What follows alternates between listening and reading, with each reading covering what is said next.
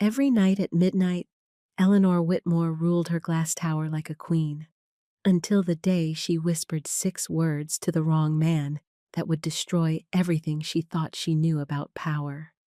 She was the untouchable executive who never needed anyone, but when loneliness drove her to beg a black janitor to stay after hours, she had no idea she was about to fall for the one person who could either save her soul or shatter her world completely. What started as desperate late-night conversations would soon become the scandal that rocked the corporate elite, forcing Eleanor to choose between the approval she'd spent her life chasing and a love so forbidden it could cost them both everything. But Marcus Reed had secrets of his own, and when the office gossip exploded into a full-blown war, Eleanor discovered that sometimes the person cleaning up your mess is the only one brave enough to help you clean up your life. If you're watching this, subscribe and tell me where you're from, because this story of power, prejudice, and the courage to love against all odds will leave you questioning everything you think you know about what really matters. The meeting room felt like a cage. Ellie Whitmore pressed her fingers against the cold glass table and watched 6 executives argue about numbers that wouldn't matter in a week. Her coffee had gone cold an hour ago. The caffeine buzz was wearing off, leaving her hands shaky and her mind sharp as broken glass. Eleanor, what's your take on the Q3 projections? She looked up. Bob Harrison's tired eyes waited for an answer she'd already given twice. The same question, the same numbers, the same pressure that never seemed to lift. Revenue's tracking at 92% of target, she said. Her voice came out steady, even though her heart was racing. Marketing spend needs to drop 15% or we're missing the margin. Nods around the table, scratching pens. The sound of people who wanted to go home but couldn't until someone else made the first move. Ellie's phone buzzed. A text from her college friend Sarah. Dinner tonight? That new place downtown? She stared at the message. Sarah would ask about work, then about dating, then about why Ellie never seemed happy anymore. All the questions Ellie couldn't answer without sounding broken. I think we're done here, Bob said finally. Chairs scraped against the floor. Jackets came off the backs of seats. Everyone moved toward the door like water flowing downhill. Ellie gathered her papers slowly. Let them all leave first. No point in riding the elevator down with people who'd just spent the trip talking about weekend plans she didn't have. She walked back to her office on the 32nd floor. Glass walls, glass door. Everything see-through, except the thoughts in her head.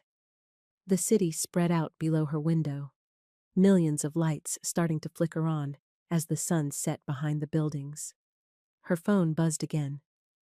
Sarah, probably wondering why, she hadn't answered. Ellie typed back, work emergency. Rain check? The lie came easy now. Too easy. But the truth was harder to explain. That going home meant sitting in her empty apartment, eating takeout while watching shows that reminded her how alone she was. Work was easier. Work made sense. Numbers didn't leave you. Spreadsheets didn't ask why you never called anymore. A soft knock on her doorframe. Ruth Delgado stood there with her purse over her shoulder and concern written across her face. Ruth had been Ellie's assistant for 3 years. She was the only person in the building who could read Ellie's moods better than Ellie could hide them. Going home? Ruth asked, though she already knew the answer. Just finishing up one last thing. Ellie gestured at her laptop screen, which showed the same email she'd been staring at for 10 minutes without reading. Ruth stepped closer. Her dark eyes caught the light from Ellie's desk lamp. Your hands are shaking. Ellie looked down. Ruth was right. Her fingers trembled slightly against the keyboard. Too much coffee. Not enough food. The usual. I'm fine, Ellie said. When's the last time you ate something that wasn't from a vending machine? Ellie couldn't remember. Yesterday? The day before? Time blurred together when every day looked exactly the same. Elle. Ruth's voice went soft, the way it did when she was about to say something Ellie didn't want to hear. You can't keep doing this. Doing what? Hiding up here, using work as an excuse to avoid living. The words hit harder than they should have. Ellie's chest tightened. She kept her eyes on the computer screen, pretending to read. I'm not hiding, she said. Then what do you call it? Ellie didn't have an answer for that. She called it survival. She called it keeping busy. She called it anything except what it really was. Ruth sighed. I'm leaving. The building locks down at 8. Don't make me worry about you, okay? I'll be fine, Ellie said again. The words felt hollow in her mouth. Ruth hesitated at the door. Promise me you'll go home before midnight. Ellie nodded without looking up. Another lie, but a small one. Ruth's footsteps faded down the hallway. The elevator dinged somewhere in the distance. Silence settled over the floor like dust. Ellie tried to focus on her laptop, but the words on the screen might as well have been written in a foreign language. Her mind kept drifting to Sarah's text. To the restaurant she'd never see. To the conversation she'd never have. Outside her window, the city hummed with life she wasn't part of. Cars moved through streets she didn't walk. People went to places she didn't go. The world kept spinning while she sat in her glass box, watching it all happen to someone else.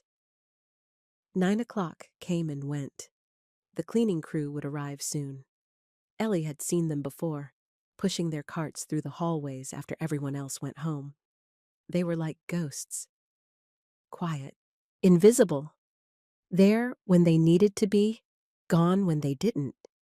She heard the first cart rolling down the far hallway, wheels squeaking against polished tile, keys jangling.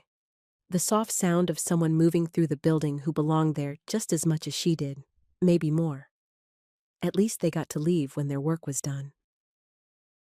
Ellie's phone buzzed, a new email from her father. Board meeting next week. Make sure you're prepared to discuss the Morrison account. She deleted it without reading the rest. Henry Whitmore's disappointment could wait until tomorrow. Tonight, she just wanted to disappear into spreadsheets and pretend the outside world didn't exist. The cleaning sounds grew closer. A vacuum started up somewhere near the conference rooms. The hum was oddly comforting. At least she wasn't the only person in the building who had nowhere else to be. Midnight crept up on her like fog. 1 minute, it was 11:30. The next, she was staring at the clock on her computer screen, wondering how 2 hours had vanished without her noticing. Her neck ached, her eyes burned. The coffee she'd been nursing since dinner time had gone cold again. She needed water. Ellie stood up too fast. The world tilted for a second, then settled. She'd been sitting too long, moving too little, living too small. The hallway outside her office was dimly lit. Emergency lighting cast long shadows across the floor. Her heels clicked against the tile as she walked toward the water fountain near the elevators. She rounded the corner and nearly walked straight into a man pushing a cleaning cart. Oh! She stopped short, her heart jumping. Sorry, I didn't. No problem. His voice was quiet, calm. He stepped aside to let her pass. Didn't expect anyone still here this late. Ellie looked at him properly for the first time. Tall, maybe 6'2". Dark skin, broad shoulders. He wore the same navy uniform as the rest of the cleaning crew, but something about the way he carried himself was different. Confident without being cocky. Present without demanding attention. I'm sorry, she said again. I was just getting some water. Water fountain's behind you, he said, nodding toward the wall she'd just passed. Right. She felt stupid. How had she missed that? Thanks. She turned and walked back to the fountain, hyper-aware of his presence behind her. The water was cold against her throat. She drank longer than she needed to, trying to figure out why she felt so awkward. When she turned around, he was fixing something on one of the office doors. The handle had been loose for weeks. She'd mentioned it to maintenance twice, but somehow it had never gotten fixed. Now he was tightening the screws with a small tool from his cart, working quickly and quietly. His hands moved with the kind of confidence that came from years of practice. "Has that been bothering you?" she asked. He glanced up. "Noticed it last week. Finally had time to fix it." "Thank you." The words came out more grateful than she'd intended. "I put in 2 work orders for that." "Work orders take time." He tested the handle, satisfied with his repair. "Sometimes it's easier to just take care of it." Ellie nodded, though she wasn't sure why. In her world, there were procedures for everything. Forms to fill out, approval processes, chains of command. The idea of just fixing something because it needed fixing was foreign to her. "I'm Ellie," she said, then immediately wondered why she'd offered her name to someone she'd never see again. "Marcus." He didn't offer his hand, didn't step closer. Just acknowledged her with a small nod. "Marcus." She repeated his name, testing how it sounded. "Do you work this floor often?" 3 nights a week." He moved to the next office door, checking the handle there too. "You work late a lot?" "Too much, probably." He didn't respond to that, but she caught something in his expression. Not judgment, something softer. Understanding, maybe. The elevator dinged behind them. Ellie turned, expecting to see another late worker, but the doors opened to reveal an older Asian woman in a security uniform. She had kind eyes and gray hair pulled back in a neat bun. "Evening, Marcus," the woman said with a warm smile. "Hey, Mrs. Park." Marcus's whole demeanor shifted slightly, less guarded, more relaxed. "Everything quiet downstairs?" "Quiet as a church." Mrs. Park's eyes moved to Ellie. "You're working late again, honey. Everything okay?" "Yes, just catching up on some projects." Ellie felt oddly touched by the woman's concern. When was the last time someone had asked if she was okay and actually waited for an answer? "This building gets lonely after hours," Mrs. Park said. "Make sure you take care of yourself." "I will." Ellie meant it, even though she wasn't sure how. Mrs. Park nodded and stepped back into the elevator. The doors closed with a soft whisper, leaving Ellie alone with Marcus again. "She's nice," Ellie said. "Mrs. Park looks out for everyone." Marcus gathered his tools and moved them back to his cart. "Been here longer than most of the executives?" There was no edge to his words, but Ellie felt the implication anyway. People came and went in the corporate world. The ones who kept the building running were the ones who stayed. "I should let you get back to work," she said. "No rush." But he was already moving his cart down the hallway, ready to continue his route. Ellie walked back to her office slowly. Her footsteps echoed in the empty hallway, louder now that she was alone again. Through her glass walls, she watched Marcus's cart disappear around the corner toward the other wing. For the first time in months, her office felt cold. 12:30. Ellie stared at her laptop screen, but the numbers blurred together. She rubbed her temples, trying to massage away the headache that had been building since the meeting that afternoon. Outside her office, she could hear the soft hum of a vacuum cleaner. Marcus was working his way back through her section of the floor.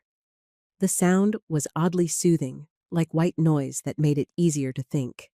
Or maybe harder to think. Because instead of focusing on her spreadsheet, she found herself listening for his footsteps, wondering which office he was cleaning, imagining what it would be like to have someone to talk to at this hour. She stood up and walked to her door. The hallway was empty, but she could see light coming from one of the offices down the hall. The vacuum sound was coming from there. Before she could talk herself out of it, She stepped into the hallway. Marcus? The vacuum went quiet. A moment later, he appeared in the doorway of the corner office, extension cord in one hand. Everything okay?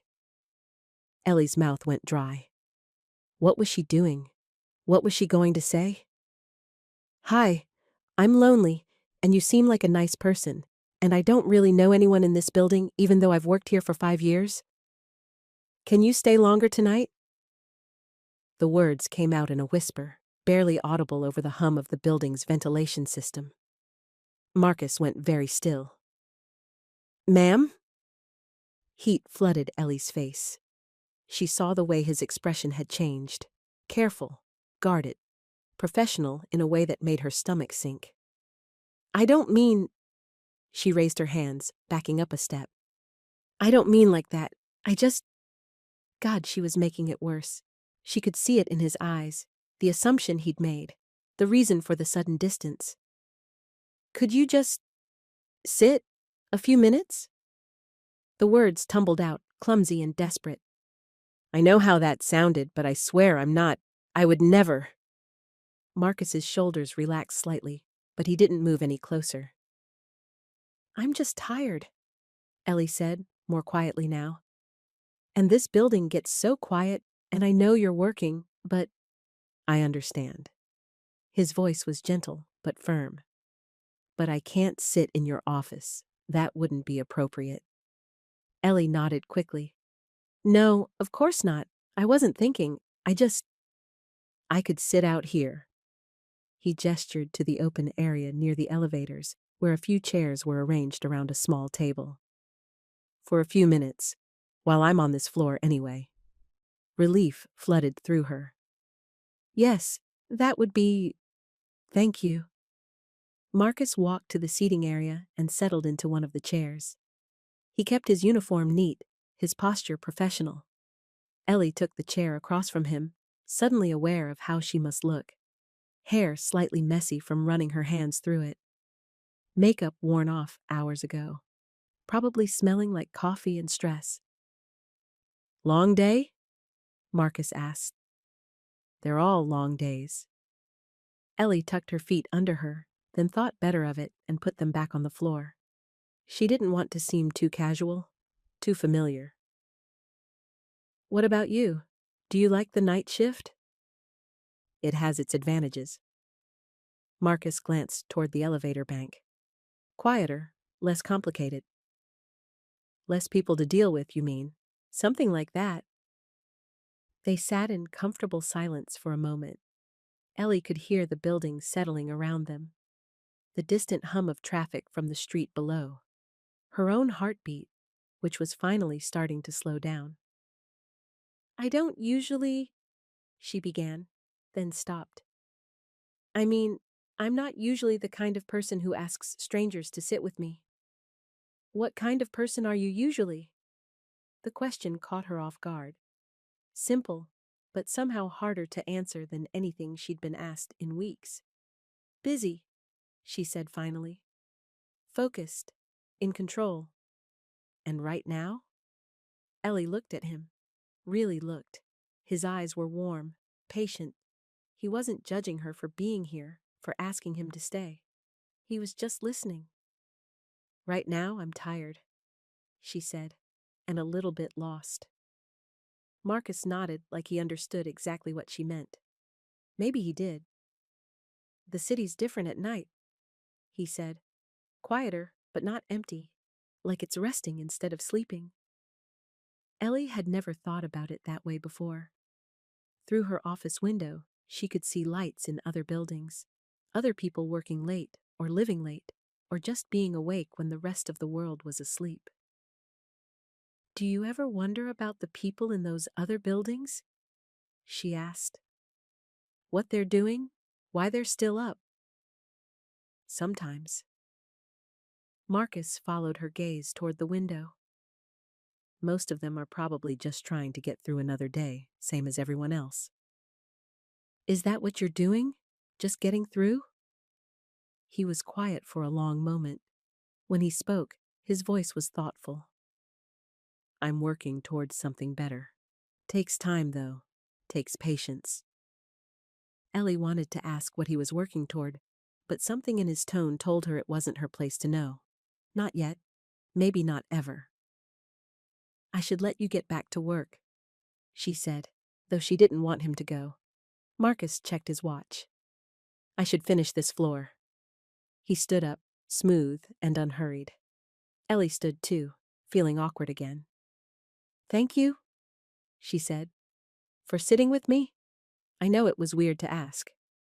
Wasn't weird. Marcus pushed his cart a little closer to the elevator bank.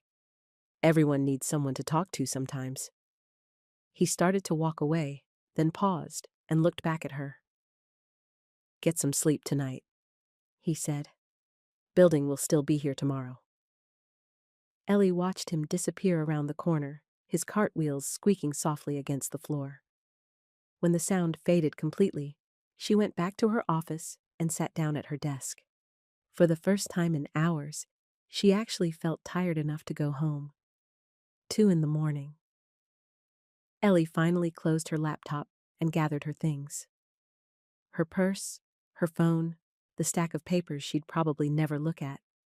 Her reflection in the dark window looked like a ghost of herself. The elevator ride down felt longer than usual. 32 floors of fluorescent lighting and soft jazz from the speakers. When the doors opened, Mrs. Park looked up from her security desk with a smile.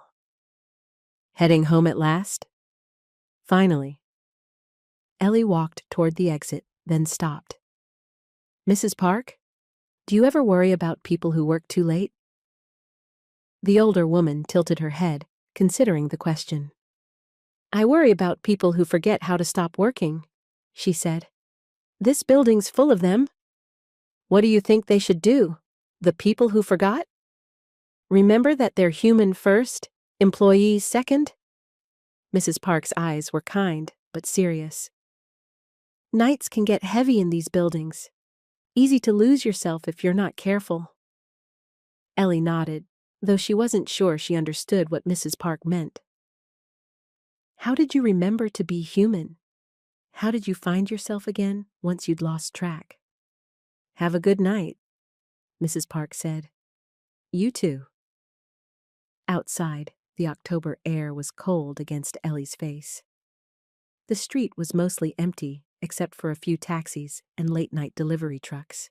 She could see her breath in small puffs as she walked toward the parking garage. Her car felt foreign after sitting in the office for 14 hours. The seat was cold, the steering wheel unfamiliar in her hands. She sat for a moment before starting the engine, looking back up at the building she'd just left. Most of the windows were dark now. Just emergency lighting and the occasional glow from an office where someone else was working too late. Her floor was 32 stories up, too high to see, even if the lights were still on. The drive home took 12 minutes. Ellie counted every red light, every turn. Her apartment building was nice enough. Secure lobby, doorman who nodded at her without really seeing her. Elevator that worked most of the time. Her apartment was exactly as she'd left it that morning. Clean, organized, empty. She heated up leftover Chinese food in the microwave and ate it standing at her kitchen counter, scrolling through emails on her phone. When she finally got into bed at 3:15, she couldn't sleep. She kept thinking about Marcus sitting across from her in those chairs by the elevator. The way he'd listened without trying to fix anything. The way he'd looked at the city lights like they meant something. She thought about Mrs. Park's words. Nights can get heavy in these buildings. They could get heavy in apartments too. The next morning, Ellie woke up at 7 with her phone in her hand and a neck ache from falling asleep wrong. She dreamed about cleaning carts and vacuum cleaners and conversations that felt more real than anything she'd experienced in months. She showed up to work 45 minutes later than usual. Not late exactly, but later than her normal 7:30 arrival. Ruth was already at her desk with coffee and the day's agenda printed out. Morning, Ruth said, looking up from her computer. You look tired. Couldn't sleep. Ellie took the agenda and pretended to read it. Anything urgent? Conference call at 9, budget review at 10:30. Your father called the office line about 20 minutes ago. Ellie's stomach sank. What did he want? Didn't say. Just asked if you were in yet. Ruth's expression was carefully neutral, but Ellie could read the concern underneath. You want me to call him back?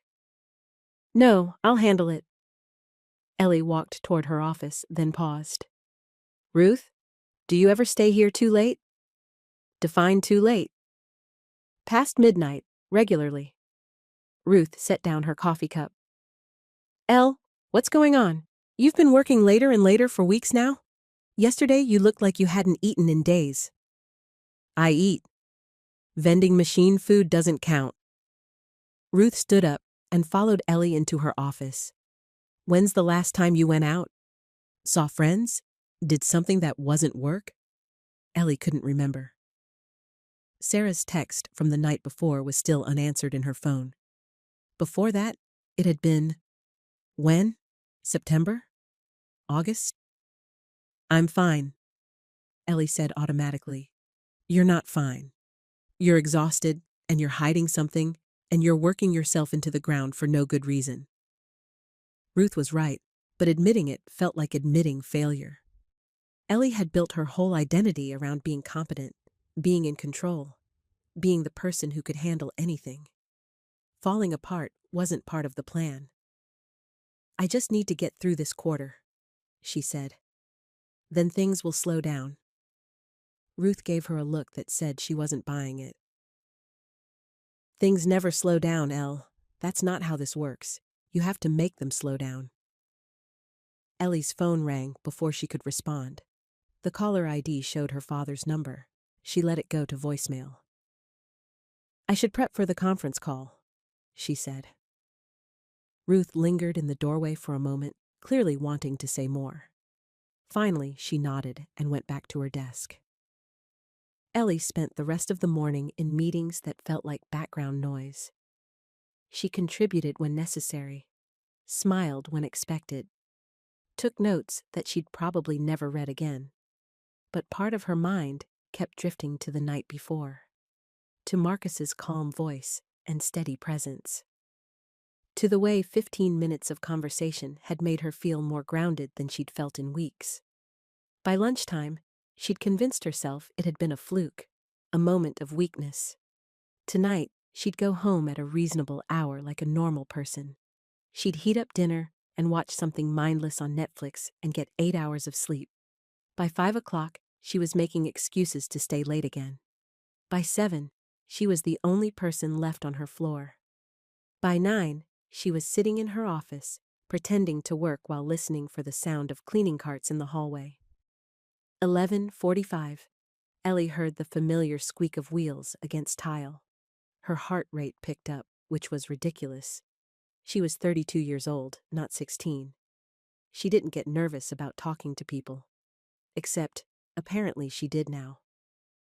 She waited until she heard Marcus's voice in the hallway, talking quietly to someone on his radio. Then she stood up and walked to her door.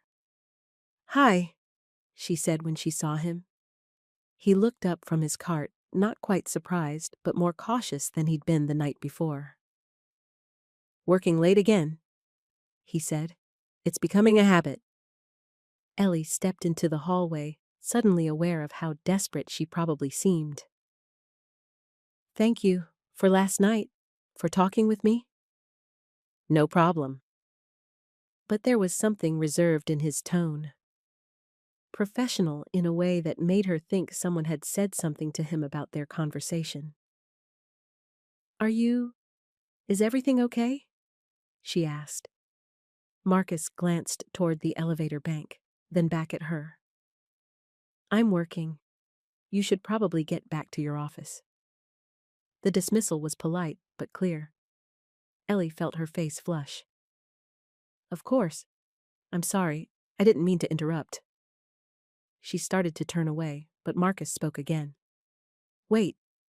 She stopped, hopeful. You want to talk again? That's fine, but out there. He nodded toward the seating area. And I can't stay long. Relief flooded through her. Yes, that's perfect. Marcus finished whatever he'd been doing with the trash bin outside the conference room, then walked over to the chairs. Ellie followed, trying not to seem too eager. This time, she brought 2 bottles of water from the vending machine down the hall. Marcus accepted one with a small nod. Someone talked to you today? Ellie asked. About last night? My supervisor, Calvin. Marcus took a sip of water. He's just looking out for me. What did he say? That executives and maintenance don't usually have conversations at midnight. Marcus's voice was matter-of-fact, not accusatory. He's not wrong. Ellie felt a stab of guilt. She hadn't thought about how their conversation might look to other people. How it might affect Marcus if someone misunderstood. I'm sorry, she said. I never meant to put you in an awkward position. You didn't, but Calvin's right about one thing. People talk, and sometimes they don't talk kindly. Ellie wanted to ask what people were saying, but she was afraid of the answer. Instead, she asked, Do you want me to stop asking you to sit with me? Marcus was quiet for a long moment, rolling the water bottle between his hands. No, he said finally. But we should be careful. Keep things appropriate. Of course. Ellie felt like an idiot for not thinking about this before. I don't want to cause problems for you. You're not causing problems. You're just... He paused, searching for the right words. You seem like you need someone to talk to. The observation was gentle but direct. It made Ellie's chest tighten. Is it that obvious? You work later than anyone else on this floor? You eat dinner from vending machines. You apologize for things that don't need apologies. Marcus met her eyes.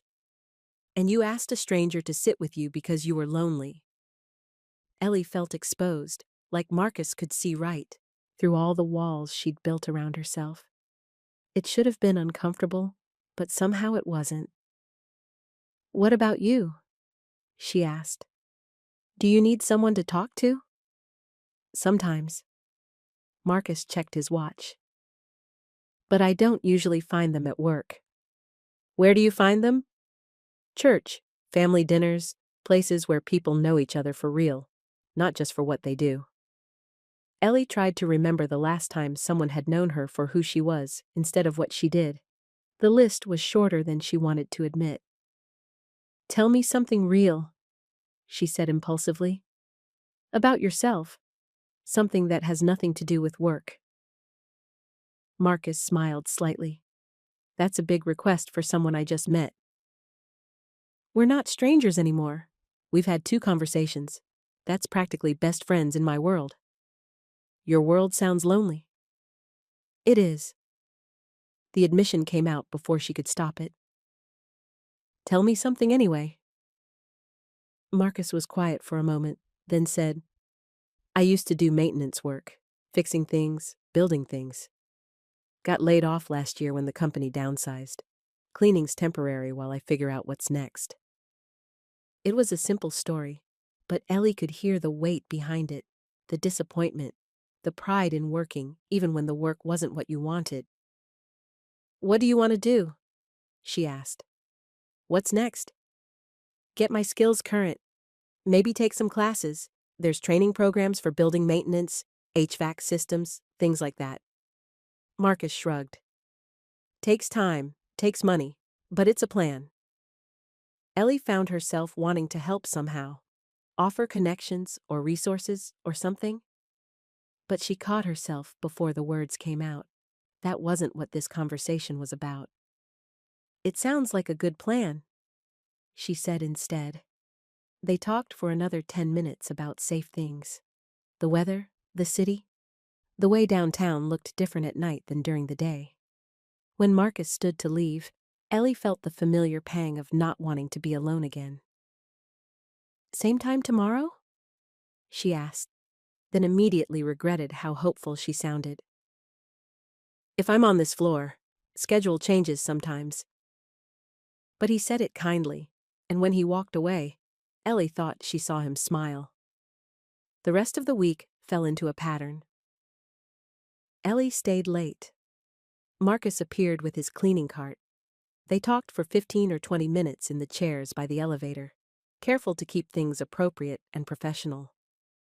Ellie learned that Marcus had grown up on the south side of the city, that he'd been married once, briefly, when he was too young to know better, that he read mystery novels and watched basketball and made the best pancakes in his neighborhood according to his nieces. Marcus learned that Ellie had studied business because her father expected it, not because she loved it, that she'd moved to the city 5 years ago for this job and still felt like a visitor, that she missed playing piano but couldn't remember the last time she'd touched the keys. They were small revelations, carefully shared, but they felt significant in the quiet of the empty office building. Ruth noticed Ellie's improved mood and asked fewer questions about the late nights. Calvin appeared occasionally, checking on Marcus's progress, his expression neutral but watchful. Mrs. Park smiled when she saw Ellie in the lobby and made gentle comments about taking care of herself. By Friday night, Ellie had stopped pretending she was staying late for work. She was staying late for those 20 minutes of conversation with someone who saw her as a person instead of a position. It was the closest she'd come to feeling like herself in months. "Weekend plans?" Marcus asked as he prepared to finish his route. "The usual," Ellie said. "Laundry, groceries, pretending to relax. Sounds exciting. What about you?" "Church on Sunday. Dinner with my sister and her kids." Marcus gathered his cleaning supplies. "Probably fix my neighbor's kitchen sink if she asks me again." Ellie felt a pang of something that might have been envy. Marcus's weekend sounded warm, connected, full of people who needed him and wanted him around. "That sounds nice," she said. "You could try it sometime," Marcus said gently. "Having plans that involve other people?" "I have other people. Work people don't count." The observation stung because it was true. Ellie's social circle had shrunk to colleagues and professional contacts, and the occasional text exchange with friends she never actually saw. "It's complicated," she said. "It doesn't have to be." Marcus gathered his cart and headed toward the elevator. At the last moment, he turned back. "Ellie?" "Yeah?" "Try to do something this weekend that makes you happy, not productive, just happy." The elevator doors closed before she could ask him what he thought would make her happy. She wasn't sure she remembered anymore, but as she rode down to the lobby 20 minutes later, she found herself thinking about the piano gathering dust in her apartment, about Sarah's unanswered text messages, about the possibility that maybe, just maybe, it wasn't too late to remember how to be human first and an employee second. Mrs. Park was reading a paperback novel at her desk when Ellie passed through the lobby. "Good book?" Ellie asked. Mrs. Park looked up with a smile. "Romance novel. Guilty pleasure." "Do they have happy endings, the books you read?" "The good ones do, the ones worth reading." Mrs. Park marked her place with a bookmark shaped like a heart. "You have a good weekend, honey. Do something that feeds your soul." Outside, the October air was crisp and clean. Ellie could see her breath as she walked to her car. The city was quiet, but not empty, just like Marcus had said. Resting instead of sleeping. For the first time in months, Ellie drove home without dreading the emptiness that waited for her there. Saturday morning came too early.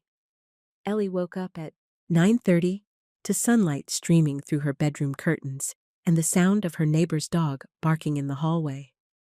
For a moment, she forgot where she was. The silence felt strange after 5 nights of building hums and cleaning cartwheels. She made coffee and sat at her kitchen table, staring at her phone. Sarah had texted again. "Haven't heard from you in forever. Coffee this weekend?" This time, Ellie didn't make excuses. She typed back, "Yes. When and where?" The response came back in minutes. "Really? Wow. 2 o'clock at Brewster's downtown?" Ellie smiled despite herself. She'd forgotten how easy it was to make someone happy with such a simple yes. She spent the morning cleaning her apartment, which didn't need much cleaning since she was never there long enough to mess it up. But it felt good to move around, to do something with her hands that wasn't typing or clicking. At 1:30, she was standing outside Brewster's Coffee, nervous in a way that didn't make sense. This was Sarah. They'd been friends since college.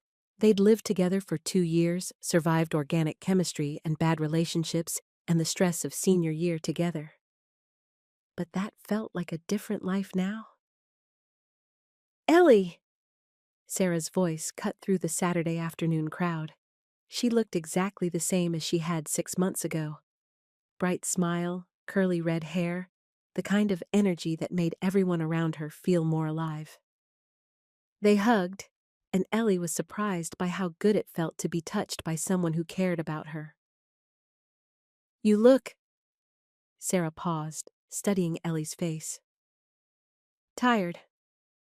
"Thanks. That's what every woman wants to hear." "I mean it, though. When's the last time you slept 8 hours?" Ellie couldn't remember. She ordered a latte and followed Sarah to a table by the window. Outside, couples walked hand in hand down the sidewalk. Families pushed strollers.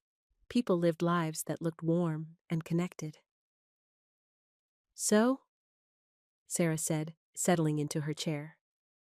"Tell me everything. Work, dating, life. It's been forever since we really talked." Ellie took a sip of her coffee and tried to figure out where to start. "How did you explain that your life had become so small you could fit it in a glass office? That the most meaningful conversation you'd had in months was with someone whose last name you didn't even know?" "Work's busy," she said. "Always busy." "That's not everything. That's not even interesting." Sarah leaned forward. "What about dating? Please tell me you're at least trying to meet people." "Not really." "Ellie." Sarah's voice went gentle. "You can't keep hiding behind work forever." "I'm not hiding." "Then what would you call it?" Ellie didn't have an answer for that. She called it staying focused. She called it building a career. She called it anything except what Sarah was suggesting. They talked for an hour. Sarah filled the silence with stories about her job at the nonprofit, her new apartment, the guy she'd been dating for 3 months who made her laugh until her sides hurt. Ellie listened and smiled and asked the right questions, but part of her mind kept drifting to the office building downtown, to quiet hallways and conversations that felt more real than this crowded coffee shop. "You're somewhere else," Sarah said finally. "What?"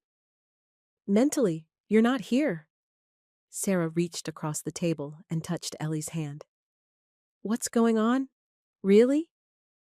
For a moment, Ellie considered telling her about the late nights and the loneliness and the way 20 minutes of conversation with Marcus made her feel more like herself than anything else in her week. But how did you explain that without sounding pathetic? "Just work stress," she said. "It'll pass." Sarah didn't look convinced, but she didn't push. They finished their coffee and made plans to do it again soon, promises that Ellie hoped she'd actually keep this time. Walking back to her car, Ellie felt lighter than she had in weeks. Marcus was right. Doing something that involved other people wasn't as complicated as she'd made it. But it also made her realize how hungry she was for connection. How much she'd been starving herself without realizing it. Sunday evening, Ellie found herself getting dressed for work, even though it was her day off. She told herself she was just going to pick up some files she'd forgotten. Check on a project, get a head start on Monday. The truth was simpler and more embarrassing. She wanted to see if Marcus was working. The building was quiet on Sunday nights. Different security guard at the desk, younger guy who barely looked up when Ellie badged in. The elevator ride to the 32nd floor felt longer than usual. Her floor was dark except for emergency lighting. Ellie's footsteps echoed as she walked to her office and flipped on the lights. She sat down at her desk and pretended to review emails for 20 minutes, listening for the sound of cleaning carts. Nothing. Marcus wasn't scheduled for Sunday nights. Ellie realized she didn't actually know his schedule beyond the fact that he'd mentioned 3 nights a week. For all she knew, he was at his sister's house, having dinner with his nieces, living the kind of life that happened in bright kitchens and living rooms instead of empty office buildings. She felt foolish sitting there alone, desperate in a way that made her stomach turn. At 8:30, she gave up and went home. Monday night, Ellie stayed late for legitimate reasons. Budget reports were due Tuesday morning, and she was behind on everything that actually mattered. By the time she heard the familiar squeak of cleaning cart wheels, she was genuinely absorbed in spreadsheets. Working hard or hardly working? Marcus's voice from her doorway made her look up. Working hard, unfortunately. Ellie saved her document and stood up. How was your weekend? Good, quiet. Marcus was arranging cleaning supplies on his cart, not quite looking at her. How was yours? Different. I had coffee with a friend. First time in months. How'd that go? Good. Weird. Made me realize how much I've been... Ellie paused, searching for the right words.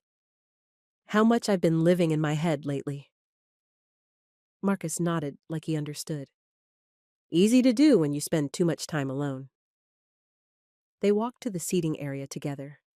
This time, Ellie had brought real food from the cafeteria downstairs, sandwiches and fruit that she offered to share. Marcus accepted half a turkey sandwich, eating carefully while they talked. Tell me about your friend, Marcus said. The one you had coffee with. Sarah, we went to college together. She's... Ellie tried to think of how to describe Sarah. She's the kind of person who makes everything seem possible, like life should be an adventure instead of a checklist. Sounds nice? It is. She is. I used to be more like that. Ellie took a bite of her apple, thinking. Before I got so focused on climbing ladders and meeting targets. What changed? The question was simple, but the answer was complicated.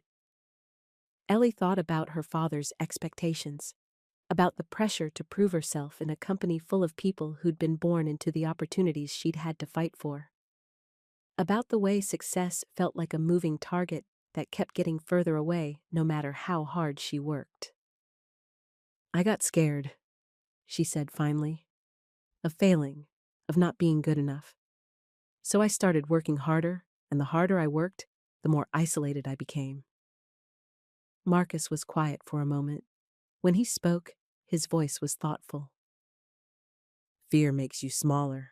I learned that the hard way. What were you afraid of?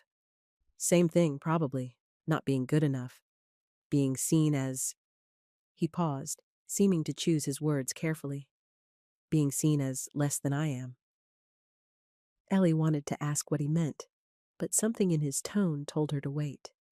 To let him share what he was comfortable sharing. I used to think if I worked harder than everyone else, kept my head down, didn't make waves, I'd be safe. Marcus continued. But safe isn't the same as happy, and it's definitely not the same as respected. Is that why you're here? Taking classes, making plans for something better? Part of it. Marcus finished his half of the sandwich. Also realized that hiding from risk isn't the same as avoiding it. Sometimes you have to bet on yourself, even when it's scary. They talked until Marcus had to finish his route. As he gathered his cart, Ellie found herself not wanting the conversation to end. Marcus? She said as he headed toward the elevator. Yeah? Thank you for listening, for... She gestured vaguely at the space between them. For this. Thank you for the sandwich. But he smiled when he said it, and Ellie felt that familiar warmth spread through her chest. Tuesday morning brought a crisis that lasted until Thursday afternoon. A client pulled out of a major project. Budgets had to be reshuffled, and Ellie spent 3 days in emergency meetings trying to salvage what could be salvaged. She didn't see Marcus Tuesday or Wednesday night. By Thursday, she was exhausted and irritable and wondering if their conversations had been a figment of her imagination. Ruth noticed her mood around lunchtime. "You're crankier than usual," Ruth said, setting a cup of tea on Ellie's desk. "What's going on?" "Just tired." Ellie accepted the tea gratefully. "This Miller project is turning into a nightmare." "That's not what I'm talking about."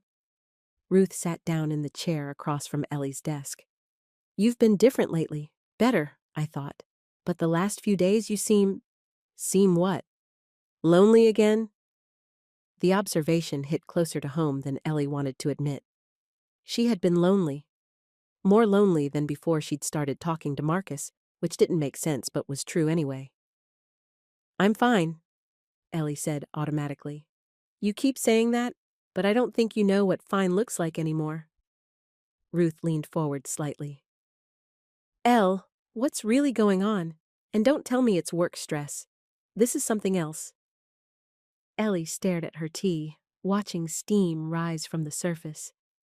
She wanted to tell Ruth about Marcus, about the way their conversations had become the best part of her week, about how talking to someone who saw her as a person instead of a position had made her remember who she used to be. But how did you explain that without sounding desperate?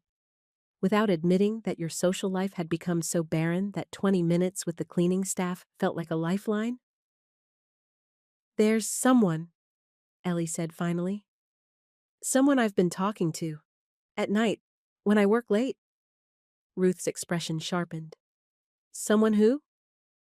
"Just someone who works in the building.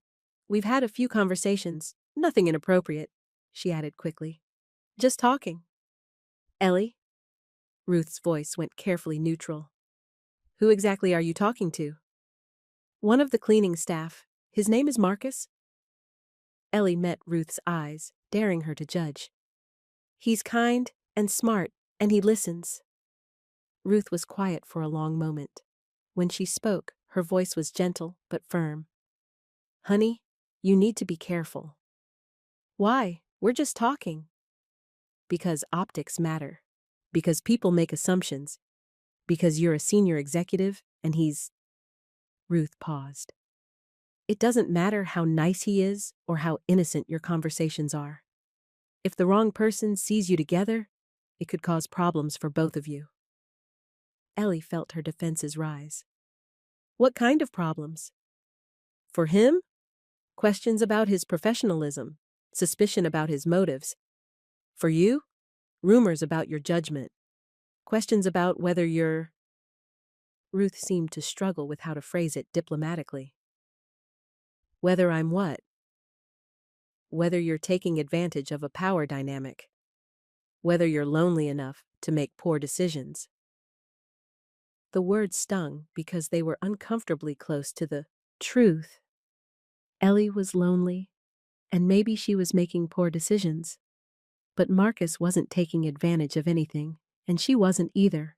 They were two people having conversations, nothing more. "It's not like that," Ellie said. "I believe you, but that doesn't mean everyone else will." Ruth's expression was sympathetic, but serious. "I'm just saying, be careful. Be smart about this."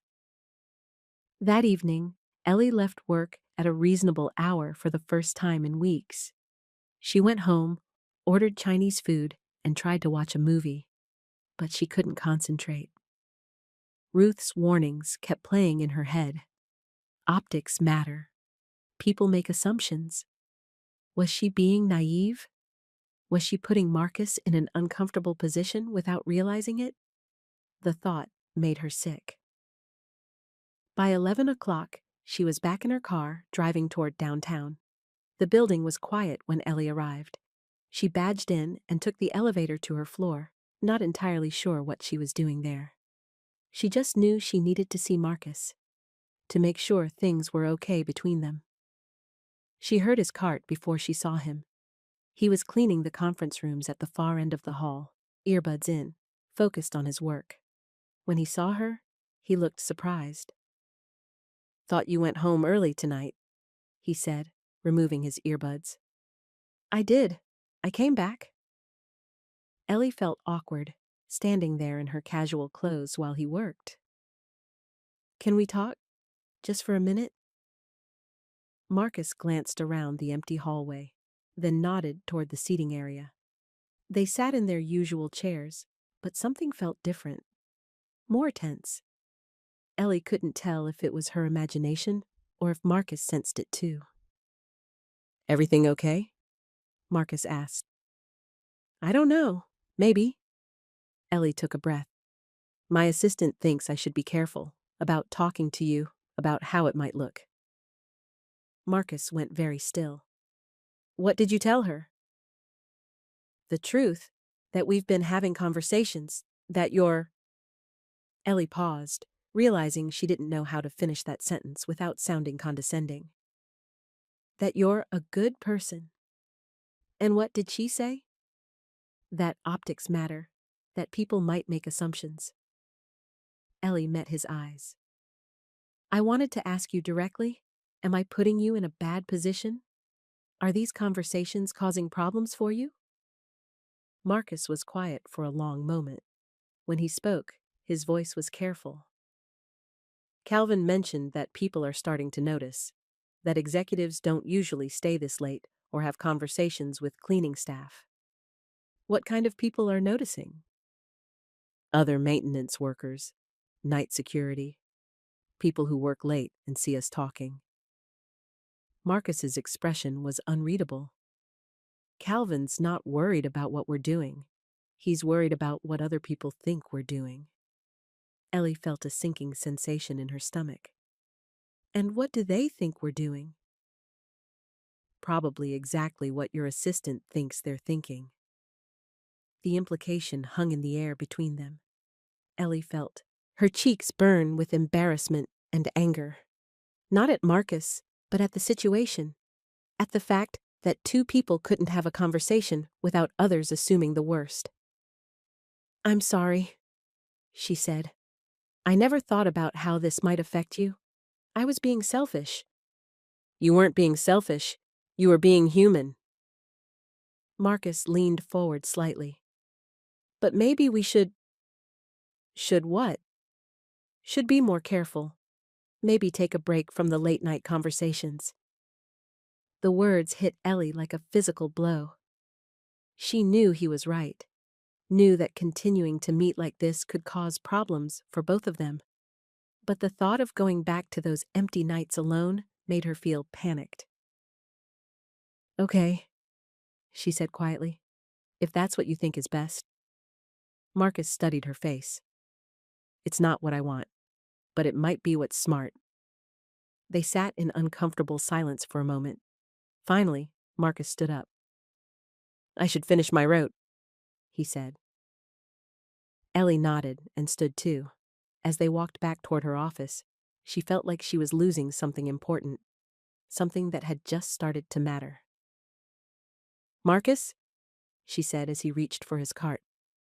"Yeah? This isn't over, is it? I mean, we can still—" She struggled to find the right words. "I don't want to lose this, whatever this is." Marcus's expression softened. "It doesn't have to be over, but maybe we need to figure out a different way." "What kind of different way?" "I don't know yet. Let me think about it." He started to walk away, then turned back. "Ellie, that friend of yours, Sarah? You should call her again. Make more plans that don't involve this building." Then he was gone, his cart disappearing around the corner, leaving Ellie alone in the hallway with the echo of wheels against tile.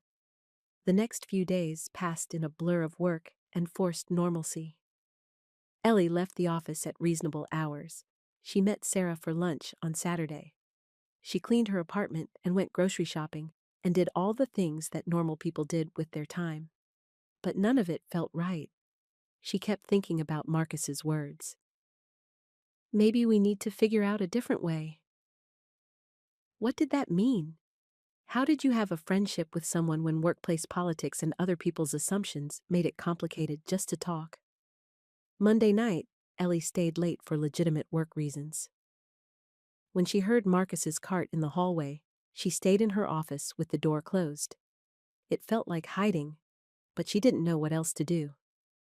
Tuesday, the same thing.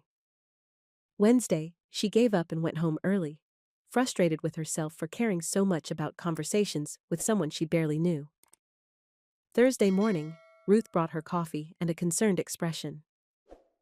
"You seem off again," Ruth said, setting the coffee on Ellie's desk. "Different kind of off than before, but still off." "I'm fine. We've established that you don't know what fine looks like." Ruth sat down across from Ellie's desk.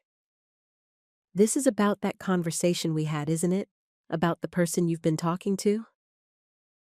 Ellie didn't answer, but her expression must have given her away. "Oh, honey." Ruth's voice went gentle. "You stopped talking to him, didn't you?" "It was the smart thing to do." "Maybe, but it's making you miserable." Ellie looked up from her computer. "What am I supposed to do, Ruth? You told me to be careful."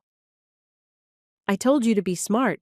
I didn't tell you to cut yourself off from the first person you've connected with in months." Ruth leaned forward. "There are ways to handle this that don't involve hiding in your office." "Like what?" "Like having conversations in public places instead of empty office buildings. Like getting to know someone as a person instead of just whatever you were doing before." Ellie stared at her. "You think I should ask him out?" "I think you should figure out what you actually want from this friendship, or whatever it is, and then find a way to pursue it that doesn't involve workplace gossip." The idea was terrifying and appealing in equal measure. Ellie had never asked anyone out, had never taken the initiative in any relationship, romantic or otherwise. She was the person who waited for other people to make the first move. But Marcus had said they needed to figure out a different way. Maybe this was what he'd meant. "What if he says no?" Ellie asked. "Then he says no and you know where you stand?" "But what if he says yes?" That possibility was even more terrifying. "I don't know how to do this," Ellie admitted. "I don't know how to be normal about wanting to spend time with someone." "You start by asking." Ruth stood up. "And you do it somewhere that isn't your office at midnight." That evening, Ellie left work at 6 and drove to a coffee shop 3 blocks from the office building. She sat by the window with a latte and her phone, trying to work up the courage to do something she'd never done before. After 20 minutes of staring at her contact list, she finally found Calvin Brooks's name. She'd gotten his number months ago when there was a maintenance issue in her office. She'd never used it for anything personal. She typed a text. "Hi, Calvin. This is Eleanor Whitmore from the 32nd floor. Could I get Marcus Reed's contact information? I wanted to ask him about some maintenance work." It wasn't exactly a lie. She did want to talk to Marcus about maintenance. The maintenance of their friendship. Calvin's response came back in 10 minutes. "Sure thing. He's good with repairs. Here's his number." Ellie stared at Marcus's phone number for another 15 minutes before finally typing a message. "Hi, Marcus. This is Ellie from the office. Would you like to get coffee sometime? Not work-related, just to talk." She hit send before she could change her mind. The response came back faster than she'd expected. "When?" Not yes, not no. Just when. Ellie found herself smiling for the first time in days. "Saturday afternoon? I know a place." "Okay. Text me details." Ellie put her phone down and took a deep breath. She'd done it. She'd taken the first step toward figuring out a different way. Now she just had to hope she hadn't made a terrible mistake. Saturday arrived gray and drizzly. Ellie changed clothes 3 times before settling on jeans and a sweater that made her look approachable rather than executive. She arrived at the coffee shop 15 minutes early and spent the time second-guessing herself. What if this was a mistake? What if Marcus felt pressured to say yes because she was in a position of authority at work? What if the easy conversation they'd shared in the office building didn't translate to real life? At exactly 2 o'clock, she saw Marcus through the window. He was walking down the sidewalk in jeans and a gray jacket, looking around for the right address. When he spotted her through the glass, he raised a hand in a small wave.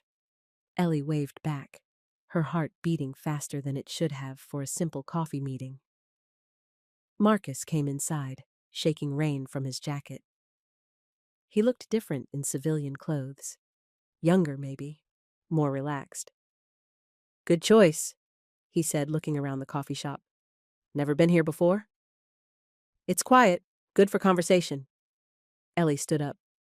"What do you want to drink? My treat." "Coffee, black." Marcus smiled. "Thanks." Ellie ordered for both of them, hyper-aware of the normalcy of the gesture. This was what regular people did. They met for coffee. They bought each other drinks. They sat in public places and talked about their lives. When she returned to their table with the drinks, Marcus was looking out the window at the street. "Weird seeing you outside the office," he said. "Good weird or bad weird?" "Different weird. You seem—" He paused, searching for the right word. "Smaller? Smaller? Less intimidating. More like a person instead of a position." Marcus took a sip of his coffee. "I like it." Relief flooded through Ellie. "I was worried this would be awkward." "It doesn't have to be. We're just 2 people having coffee."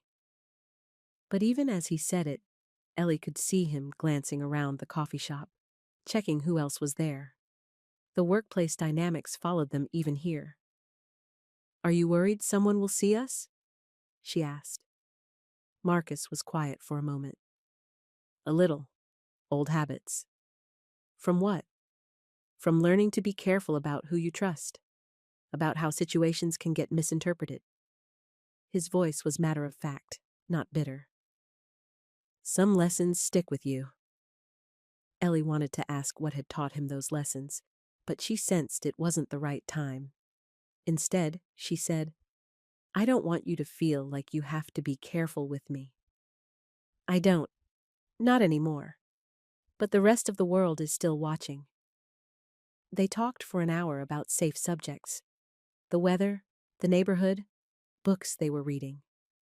But underneath the casual conversation, Ellie felt something, shifting. A recognition that this was what she'd been hungry for all along. Not just someone to talk to, but someone to know. As they prepared to leave, Marcus asked, "Want to walk around the block?" Rain stopped. Outside, the air was clean and cool.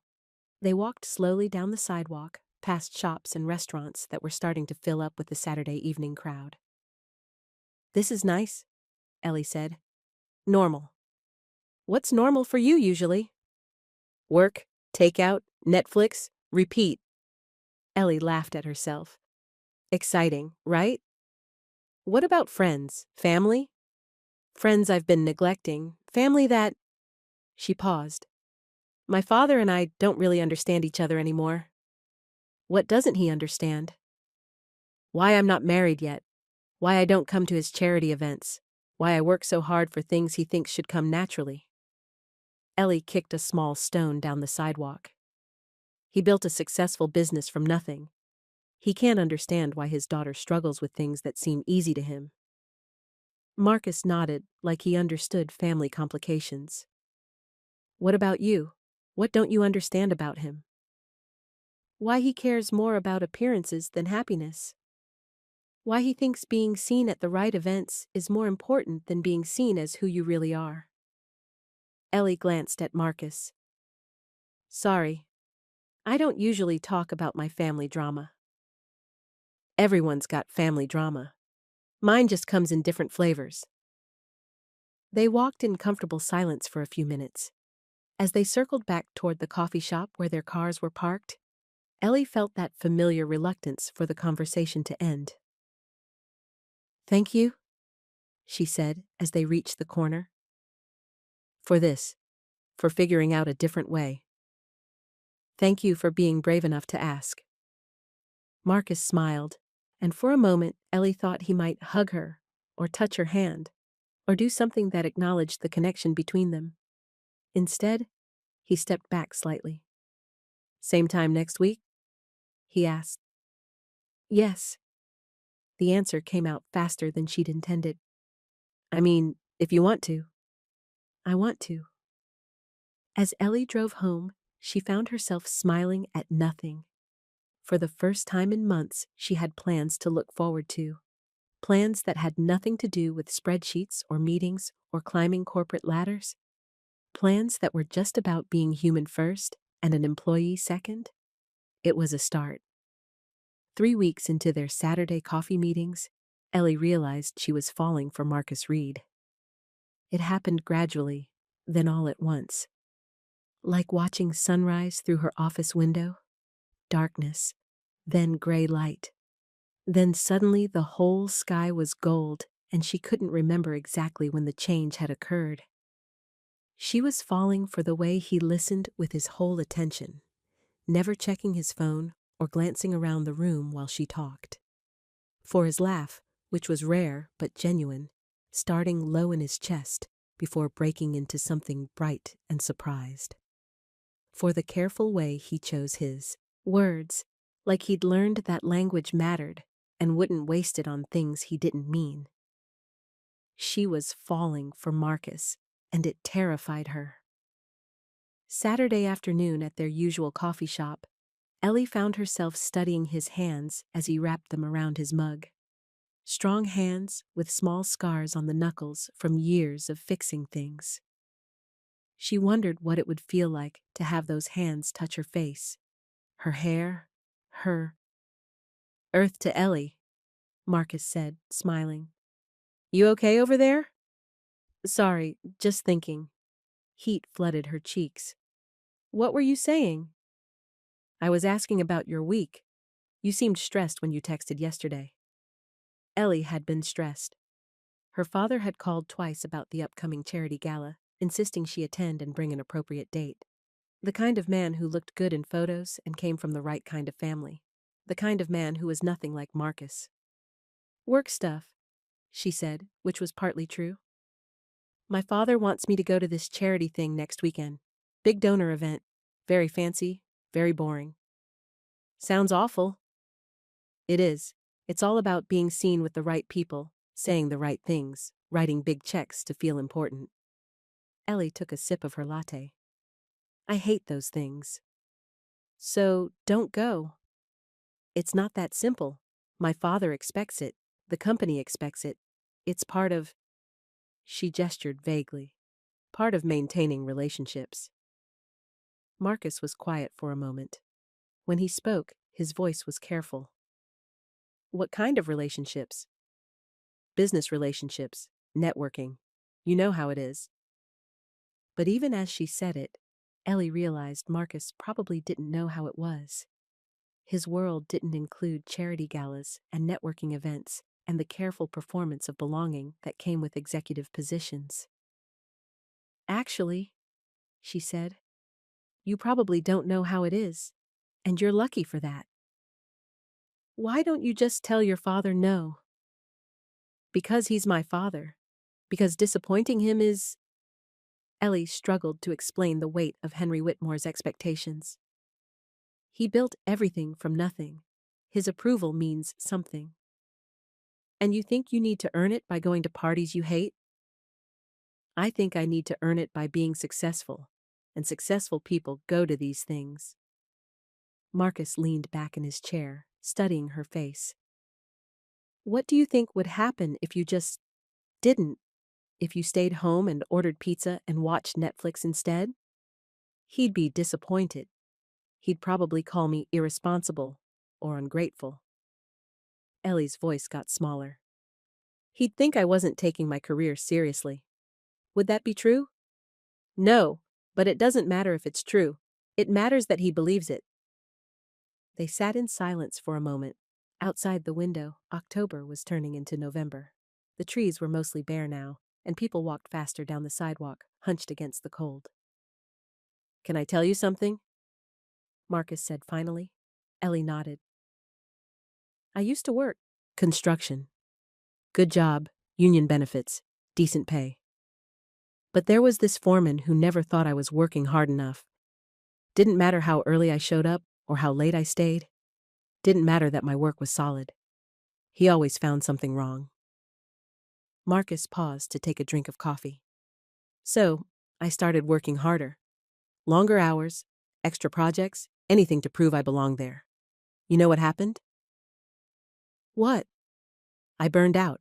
Started making mistakes because I was so tired. And when the company downsized, guess who got laid off first? The guy who was trying too hard to prove himself. Ellie felt something twist in her chest. I'm sorry, that's not fair. Fair's got nothing to do with it. Point is, I learned something. You can't earn respect from people who've already decided not to give it to you. And killing yourself trying just makes you smaller. The words hit harder than Marcus probably intended.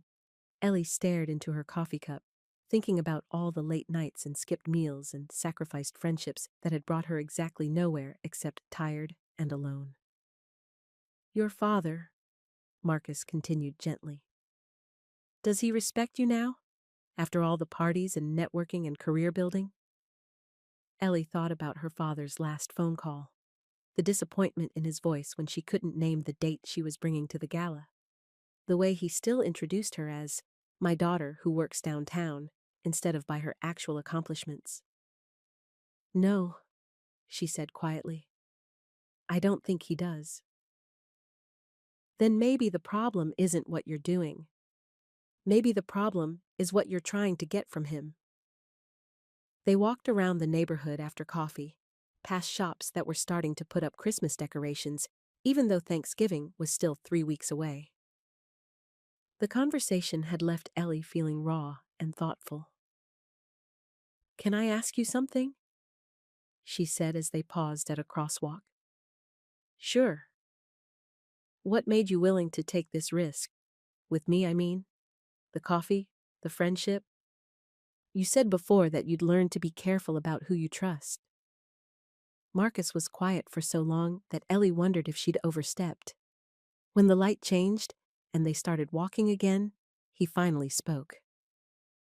I was married once, briefly, when I was 25. This was news to Ellie. In all their conversations, Marcus had never mentioned being married. Her name was Angela, smart, beautiful, ambitious. We met at a friend's party, dated for 8 months, got married because it seemed like the next logical step. Marcus kicked a fallen leaf off the sidewalk. Biggest mistake I ever made. What happened? She was embarrassed by me, my job, my family, my friends. She never said it directly, but I could feel it. The way she'd change the subject when people asked what I did for work. The way she'd make excuses not to come to family dinners. Ellie's stomach dropped. Was that what she was doing? Making Marcus feel like something to be hidden or ashamed of. The marriage lasted 10 months, Marcus continued. Ended when she introduced me to her boss as just a friend at some work function. We'd been married for 8 months at that point. Marcus, I'm so sorry. Don't be sorry. It taught me something important. I'd rather be alone than be with someone who thinks I'm not good enough to claim in public. They walked in silence for half a block. Ellie felt sick thinking about Angela's dismissal, about the kind of pain that taught someone to be careful about trust. Is that what you think I'm doing? She asked finally. Being embarrassed by you?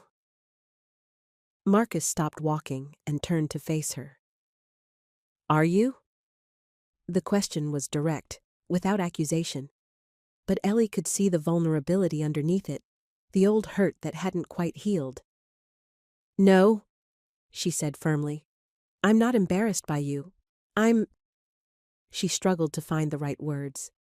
I'm scared. Of what? Of screwing this up. Of being the kind of person who hurts you without meaning to. Of wanting something I don't know how to have. Marcus studied her face for a long moment. When he spoke, his voice was gentle. What do you want, Ellie? The question hung in the air between them. Ellie knew the answer, but saying it out loud felt like jumping off a cliff without knowing if there was water below. I want you, she said quietly. I want this, whatever this is becoming. Even if it's complicated? Especially because it's complicated. Ellie met his eyes. You make me want to be braver than I am. Marcus smiled then, the kind of smile that started slow and spread across his whole face. Good, he said, because I want you too, and it's definitely going to be complicated. The next Saturday, Ellie made a decision that surprised even herself. She texted Marcus at noon. Change of plans? Want to do something different today? His response came back quickly. What did you have in mind? Meet me at Riverside Park at 2. Bring comfortable shoes. This is mysterious. Trust me. When Marcus arrived at the park, Ellie was waiting by the entrance with a picnic basket and a nervous smile.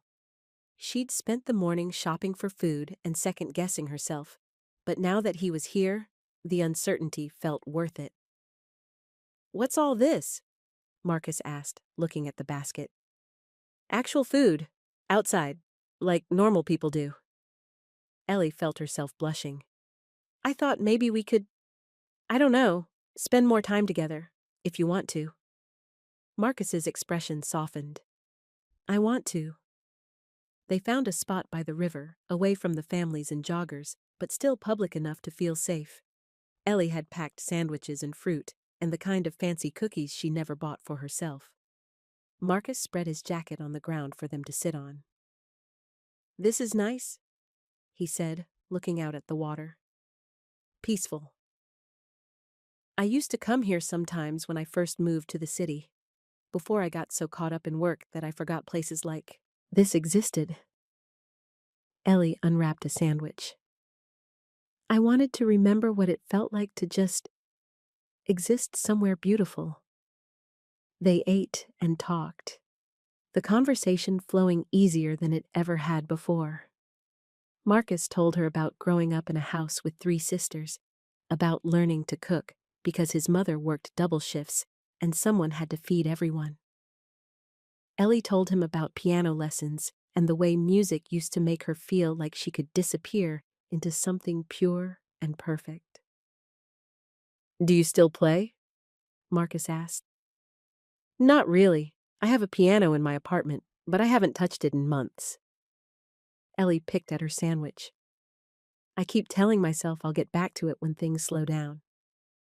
Things never slow down. You have to make them slow down. Someone else told me that recently. Smart person? As the afternoon wore on, Ellie found herself relaxing in a way she hadn't experienced in years. There was something about being outside, away from the glass and steel of downtown, that made everything feel more real, more possible. They were packing up the picnic when Ellie saw someone she recognized walking down the path toward them. Dana Keller, one of the junior analysts from her floor. Dana was with a friend, both of them in workout clothes, clearly coming back from a run. Ellie's first instinct was to panic, to look away or pretend she hadn't seen Dana. But then she remembered Marcus's story about Angela, about being introduced as just a friend, and something in her chest hardened with resolve. Ellie? Dana slowed down as she approached, her expression curious. I didn't expect to see you here. Hi, Dana. Ellie stood up, brushing crumbs off her jeans. This is Marcus. Marcus, Dana works at my company. Nice to meet you, Marcus said politely, extending his hand. Dana shook his hand, her eyes moving between Marcus and Ellie with obvious interest. Are you two? We're spending the afternoon together. Ellie said firmly. Not hiding, not explaining, just stating a fact. Oh, cool. Dana's smile looked slightly strained. Well, I should let you get back to this. See you Monday, Ellie. As Dana and her friend continued down the path, Ellie felt her heart racing. But it wasn't panic this time. It was something closer to pride. You okay? Marcus asked. Yeah. Actually, yeah, I think I am. Ellie looked at him. I didn't hide you. I noticed. Did it feel different, being introduced that way instead of being ignored or dismissed? Marcus was quiet for a moment, considering the question seriously. It felt like being seen, he said finally. Like being worth claiming. Ellie felt something shift inside her chest. Something that had been tight and fearful for weeks suddenly loosened. You are worth claiming, she said. You're worth a lot of things I'm just learning how to give. Monday morning brought consequences. Ellie was barely at her desk when Ruth appeared with coffee and a carefully neutral expression. Busy weekend? Ruth asked, setting the coffee down. Nice weekend. Quiet. Ellie opened her laptop, hoping to avoid the conversation she could see coming. That's funny. Dana mentioned she saw you at Riverside Park on Saturday. With someone? Ellie's fingers paused over her keyboard. Dana talks a lot. She was curious about your friend. Apparently he's very handsome. Marcus is handsome. Ellie met Ruth's eyes directly. Also kind, intelligent, and none of Dana's business. Ruth sat down across from Ellie's desk. You're seeing him. Really seeing him. Outside of work. Yes. Ruth's voice was gentle but worried. Are you sure about this? Sure about what? That he's a good person? That I enjoy spending time with him? That he makes me feel like myself again for the first time in years? Ellie kept her voice level. Yes, I'm sure about all of that.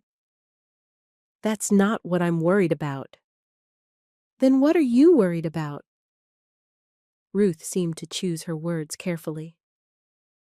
I'm worried about you getting your hopes up for something that might not be sustainable in the long term. What do you mean by sustainable? I mean your worlds are very different. Your families, your social circles, your expectations about what life should look like. Ruth's expression was sympathetic but firm. Sometimes caring about someone isn't enough to bridge those kinds of differences. Ellie felt anger flare in her chest. You don't know anything about Marcus's world or his expectations. You're right, I don't, but I know yours, and I know how hard it can be when those worlds don't match up. Maybe the problem is my world.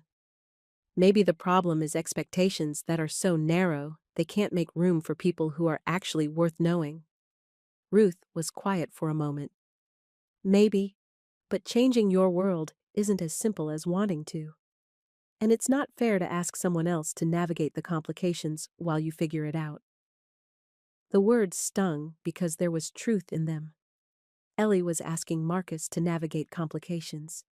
Every public interaction was a risk for him in ways it wasn't for her. Every assumption people made would reflect on his character more than hers. I'm not asking him to do anything, Ellie said finally. We're figuring it out together. Okay. Ruth stood up. I hope you are. I really do. Because if this goes badly, he's the one who'll pay the bigger price. That evening, Ellie stayed late again for the first time in weeks. But this time, it wasn't to avoid going home. It was because she needed to think, and her office was the only place where her thoughts felt clear. Ruth was right about one thing. The risks weren't equal between her and Marcus. If people talked, if gossip spread, if their relationship became office drama, Marcus would bear the brunt of the consequences. But Ruth was wrong about something too. This wasn't just about Ellie getting her hopes up for something unsustainable.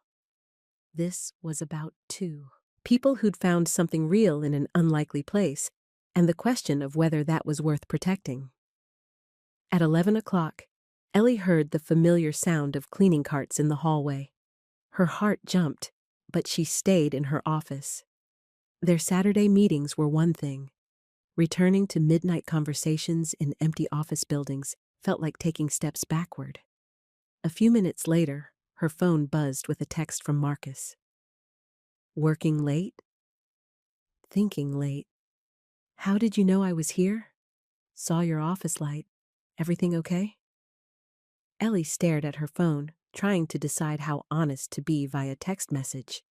Finally, she typed, "Can you meet me in the lobby when you're done? I want to ask you something. Give me 20 minutes." Ellie spent those 20 minutes pacing her office and rehearsing conversations in her head. When she finally rode the elevator down to the lobby, Marcus was waiting by the security desk. Mrs. Park looked up from her paperwork with a knowing smile. "Evening walk?" she asked. "Something like that," Ellie said. Outside, the November air was sharp and cold. They walked slowly around the block, their breath visible in small puffs. "What did you want to ask me?" Marcus said. Ellie had rehearsed this conversation, but now that they were face to face, the words felt clumsy in her mouth. "People at work are starting to notice," she said, "that we're whatever we are. And I'm worried about what that means for you." "What are you worried about specifically?" "That people will make assumptions. That it'll affect how they see your work, your professionalism. That you'll get hurt because of me." Marcus was quiet for a moment. "And what do you want to do about that?" "I don't know. Part of me wants to say, screw what people think and just be together openly. But part of me thinks maybe we should be more careful. More private." "And what does the bigger part of you want?" Ellie stopped walking and turned to face him. "The bigger part of me wants to be brave enough to choose you over what other people think. But I don't want my bravery to cost you opportunities, or respect, or anything." Marcus stepped closer to her, close enough that she could see the warmth in his eyes despite the cold air. "Ellie," he said gently, "I'm not made of glass. I can handle gossip and assumptions and whatever else comes with this. The question is whether you can." "What do you mean?" "I mean your assistant thinks this won't work. Dana's probably already telling people she saw us together. Your father's going to have opinions about who you date. Are you ready for all of that?" Ellie thought about Dana's curious expression, about Ruth's warnings, about her father's reaction when he found out she was dating someone who didn't fit his idea of appropriate. "I want to be," she said honestly. "I'm scared I'm not brave enough. But I want to be." Marcus reached for her hand, the first time he'd touched her deliberately. His fingers were warm despite the cold air. "Then let's take it one day at a time," he said. "We don't have to figure everything out tonight." They stood there for a moment, hands linked, breath mingling in the cold air. Ellie felt like they were standing at the edge of something that could change both their lives. "Marcus?" she said softly. "Yeah?" "I'm falling for you. I wanted you to know that." He squeezed her hand gently. "Good, because I'm falling for you too." When he leaned down to kiss her, soft and brief and warm against the cold night air, Ellie felt something settle in her chest, something that felt like coming home to herself.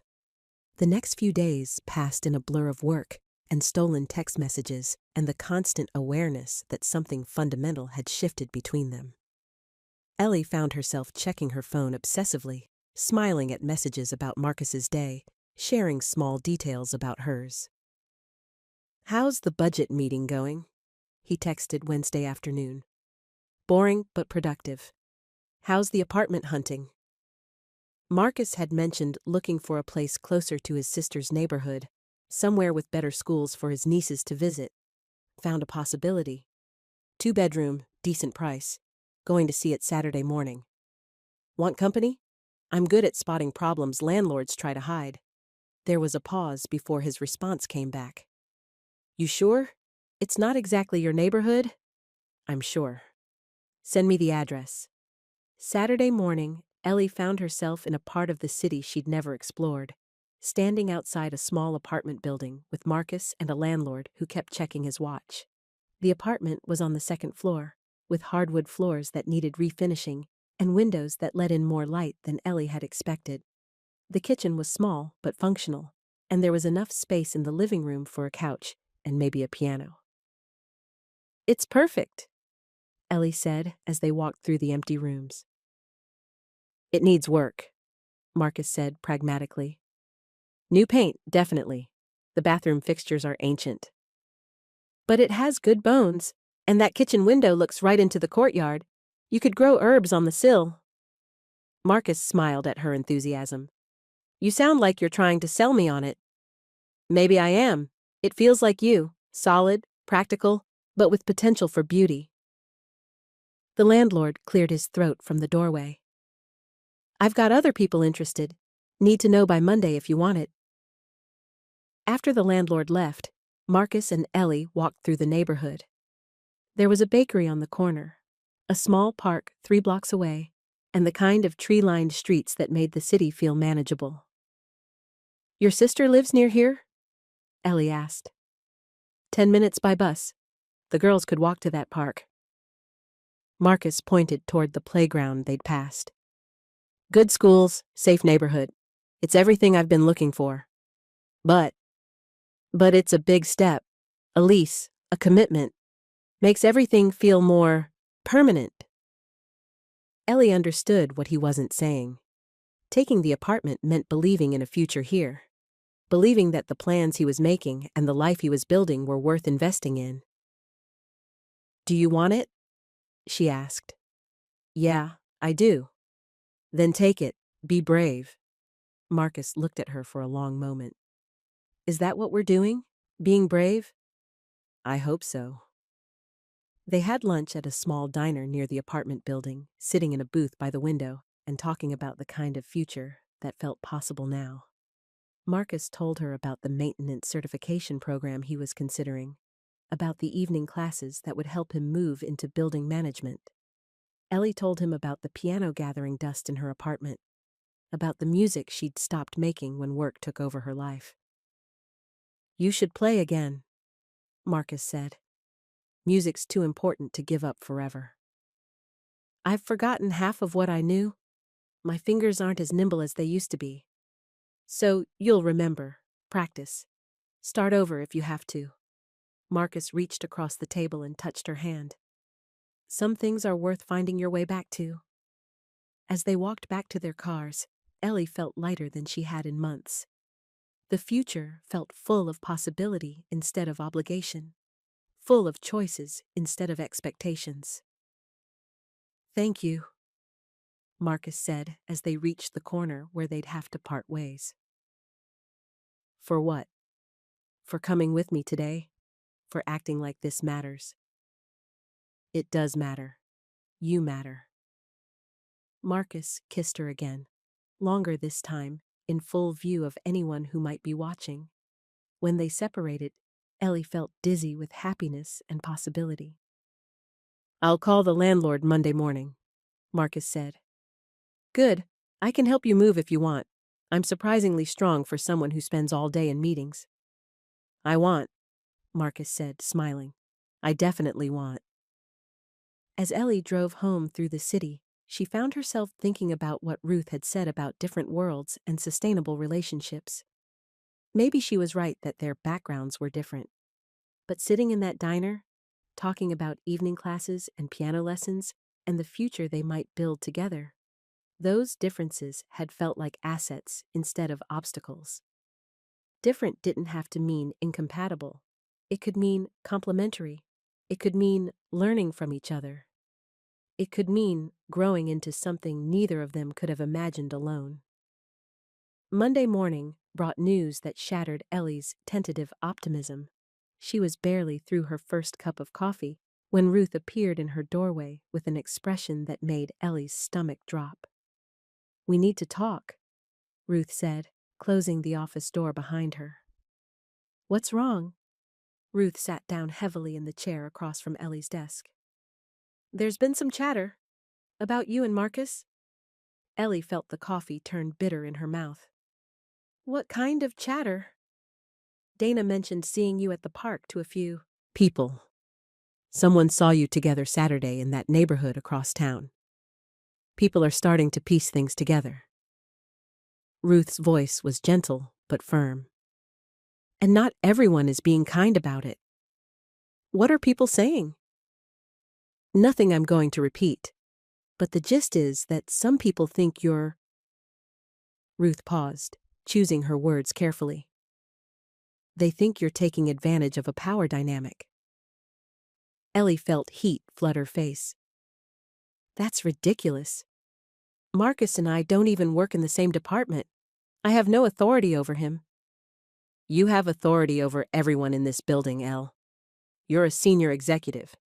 In some people's minds, that means any relationship with support staff is automatically questionable. Since when do people care who executives date? Since it's someone they perceive as being beneath your social station. Ruth's voice was quiet but direct. I'm sorry. I know that's ugly, but that's what we're dealing with. Ellie felt sick.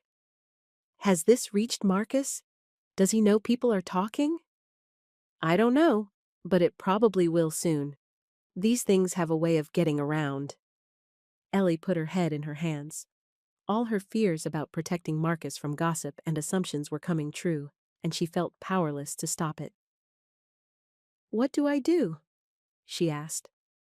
That depends. How serious is this thing between you two?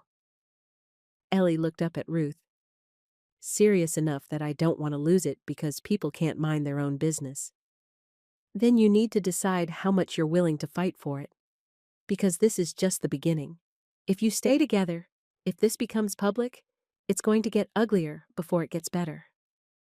The rest of the day passed in a haze of anxiety and distracted meetings. Ellie couldn't concentrate on budgets or presentations. Every time someone looked at her sideways or whispered in the hallway, she wondered if they were talking about her and Marcus. By 6 o'clock, she couldn't stand it anymore. She texted Marcus. Can you meet me tonight? We need to talk. His response came back quickly. Everything okay? No. I'll explain when I see you. They met at the same diner where they'd had lunch on Saturday. But the warm possibility of that afternoon felt like a distant memory now. Marcus took one look at Ellie's face and knew something was seriously wrong. What happened? He asked as they settled into a booth. People at work are talking. About us, about Saturday, about the park, about... Ellie's voice trailed off. About things they don't understand? Marcus was quiet for a long moment.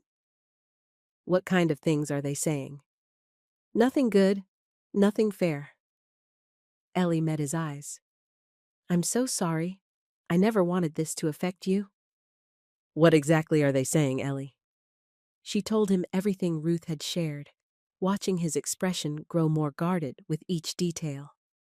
When she finished, Marcus leaned back in the booth and was quiet for a long time. So, I'm the predator taking advantage of the lonely executive, he said finally. No one said predator? They didn't have to. I know how this story goes. Marcus's voice was calm, but Ellie could see the hurt underneath it. I've heard it before. This isn't like before. This isn't like Angela. We're not hiding anything or being ashamed. Aren't we? When's the last time you invited me to anything work-related? Have you told your father you're dating someone? Would you bring me to that charity gala you mentioned? Each question hit like a physical blow. Ellie wanted to say yes, of course she would, but the words stuck in her throat. Because the truth was, she hadn't thought that far ahead. She'd been so focused on protecting Marcus from workplace gossip that she hadn't considered what full integration of their lives would actually look like. I want to, she said finally. I want to do all of those things. But I'm scared. Of what? Of my father's reaction? Of my colleagues' assumptions? Of— She took a shaky breath. Of not being brave enough to defend what we have when it really matters. Marcus reached across the table and took her hand. Then we have a problem. Because I can't be with someone who's ashamed of me, even if she doesn't mean to be. I won't do that to myself again. I'm not ashamed of you. But you're not proud of me either. Not proud enough to claim me in front of the people whose opinions matter to you. The words hit harder than any accusation could have, because Marcus was right, and they both knew it. What do you want me to do? Ellie asked. I want you to figure out what you really want, not what you think you should want, not what's safe or easy or appropriate, what you actually want. Marcus squeezed her hand gently. Because if you want me, really want me, then you have to want all of me, including the parts that don't fit neatly into your world. They sat in silence for a moment, the weight of the decision hanging between them. How much time do I have? Ellie asked. To figure out what you want, as long as you need. But to decide whether you can handle the consequences of wanting it? Marcus's expression was sad, but resolute. Not long. Because this gossip is just the beginning, and if you're not sure you can weather the storm, it's better to end this now before we both get hurt worse. As they left the diner, Ellie felt like she was standing at a crossroads with no good options. Stay with Marcus and face the judgment and assumptions of everyone in her professional and personal life, or let him go and return to the safe, lonely existence she'd built for herself. Both choices felt like losing something essential. But as she watched Marcus drive away, one thing became crystal clear. She couldn't bear the thought of losing him because she was too scared to fight for what they had. The question was whether she was brave enough to prove that to herself and everyone else. Tuesday morning arrived gray and cold, matching Ellie's mood as she sat in her office staring at emails she couldn't focus on. Marcus's words from the night before kept playing in her head like a broken record. If you want me, really want me, then you have to want all of me. She did want him. All of him. But wanting something and being brave enough to fight for it were two different things. Her phone buzzed with a text from her father. Gala is Saturday. Still need to know about your date. Board members will be asking. Ellie stared at the message for a long moment, then typed back, I'm bringing someone. His name is Marcus. The response came back within minutes. Marcus what? What does he do? Do I know his family? Instead of answering, Ellie turned off her phone. Wednesday passed in a blur of meetings and forced normalcy. Every time someone looked at her sideways or stopped talking when she walked by, Ellie wondered if they were discussing her relationship with Marcus. The paranoia was exhausting. Thursday morning, Calvin Brooks appeared at her office door. Ellie had only spoken to him a handful of times, usually about maintenance issues. Seeing him in her doorway made her stomach drop. Ms. Whitmore, could I have a word? Of course, come in. Ellie gestured to the chair across from her desk, her heart racing. Calvin sat down, his expression carefully neutral. I wanted to talk to you about Marcus Reed. What about him?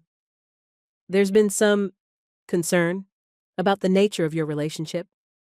Questions about whether it's appropriate. Calvin's voice was professional, but not unkind. I'm not here to judge. I'm here to protect my people. Ellie felt heat rise in her cheeks. What kind of concern? The kind that could affect his job security if it escalates.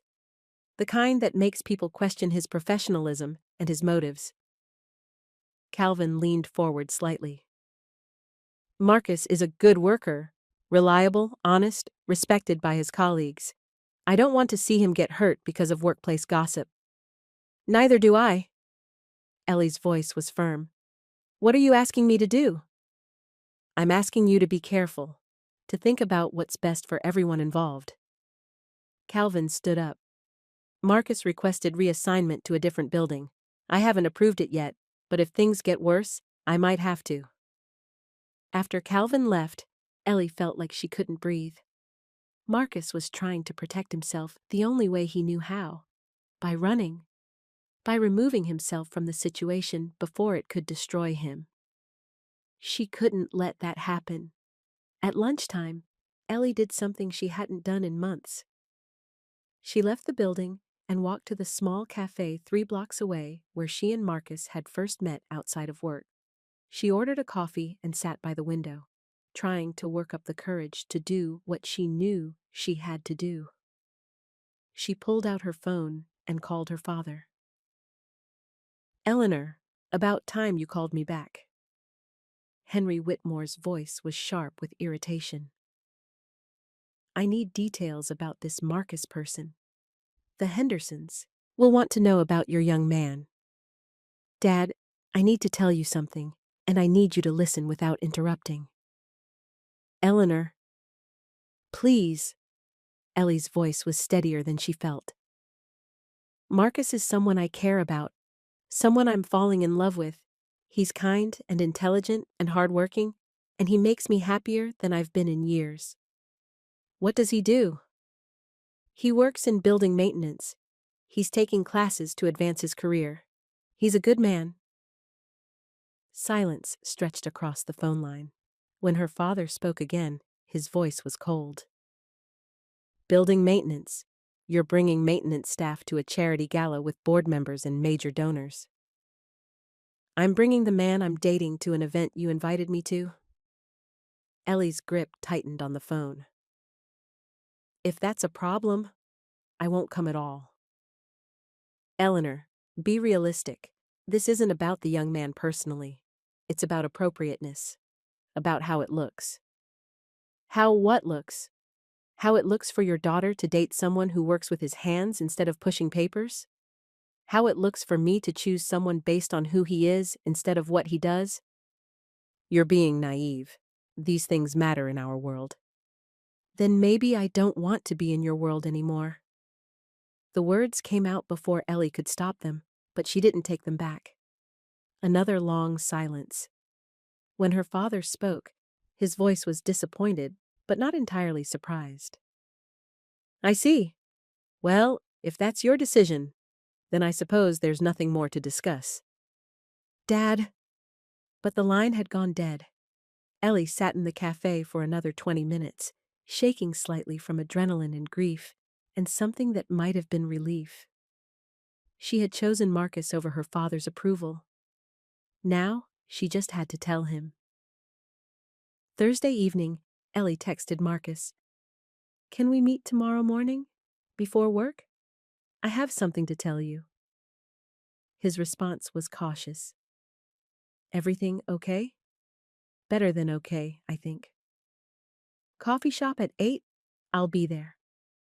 Friday morning, Ellie arrived at the cafe 15 minutes early and spent the time nervously rehearsing what she wanted to say. When Marcus walked through the door, her heart jumped the way it always did when she saw him. "You look like you didn't sleep," he said, sliding into the chair across from her. "I didn't, but in a good way, a thinking way." Ellie took a breath. "I made some decisions." Marcus waited, his expression carefully neutral. "I called my father yesterday, told him about you, about us." Ellie wrapped her hands around her coffee cup for warmth. "It didn't go well." "I'm sorry." "Don't be. It needed to happen. I needed to stop caring more about his approval than my own happiness." Ellie met Marcus's eyes. "I'm done hiding, Marcus. From him, from work gossip, from anyone who thinks they get to judge who I love." Something shifted in Marcus's expression. "Who you love?" "Yes, who I love." The words felt huge and terrifying and absolutely true. "I love you, Marcus, and I'm tired of being scared of that." Marcus was quiet for a long moment. When he spoke, his voice was soft. "I love you too, but love isn't always enough. You know that. I know, but it's a start. And I know something else too. Ellie leaned forward. I know that you're worth fighting for, worth choosing over comfort and convenience and other people's expectations. What does that mean practically? For us, I mean. It means I want to try again, differently this time. Openly. Ellie took a shaky breath. It means I want you to come to that charity gala with me Saturday night, if you want to. If you think you can handle a room full of stuffy rich people who will definitely have opinions about us. Marcus stared at her. You're serious? Completely. I know it's not your scene. I know it'll be awkward and probably awful. But I want you there.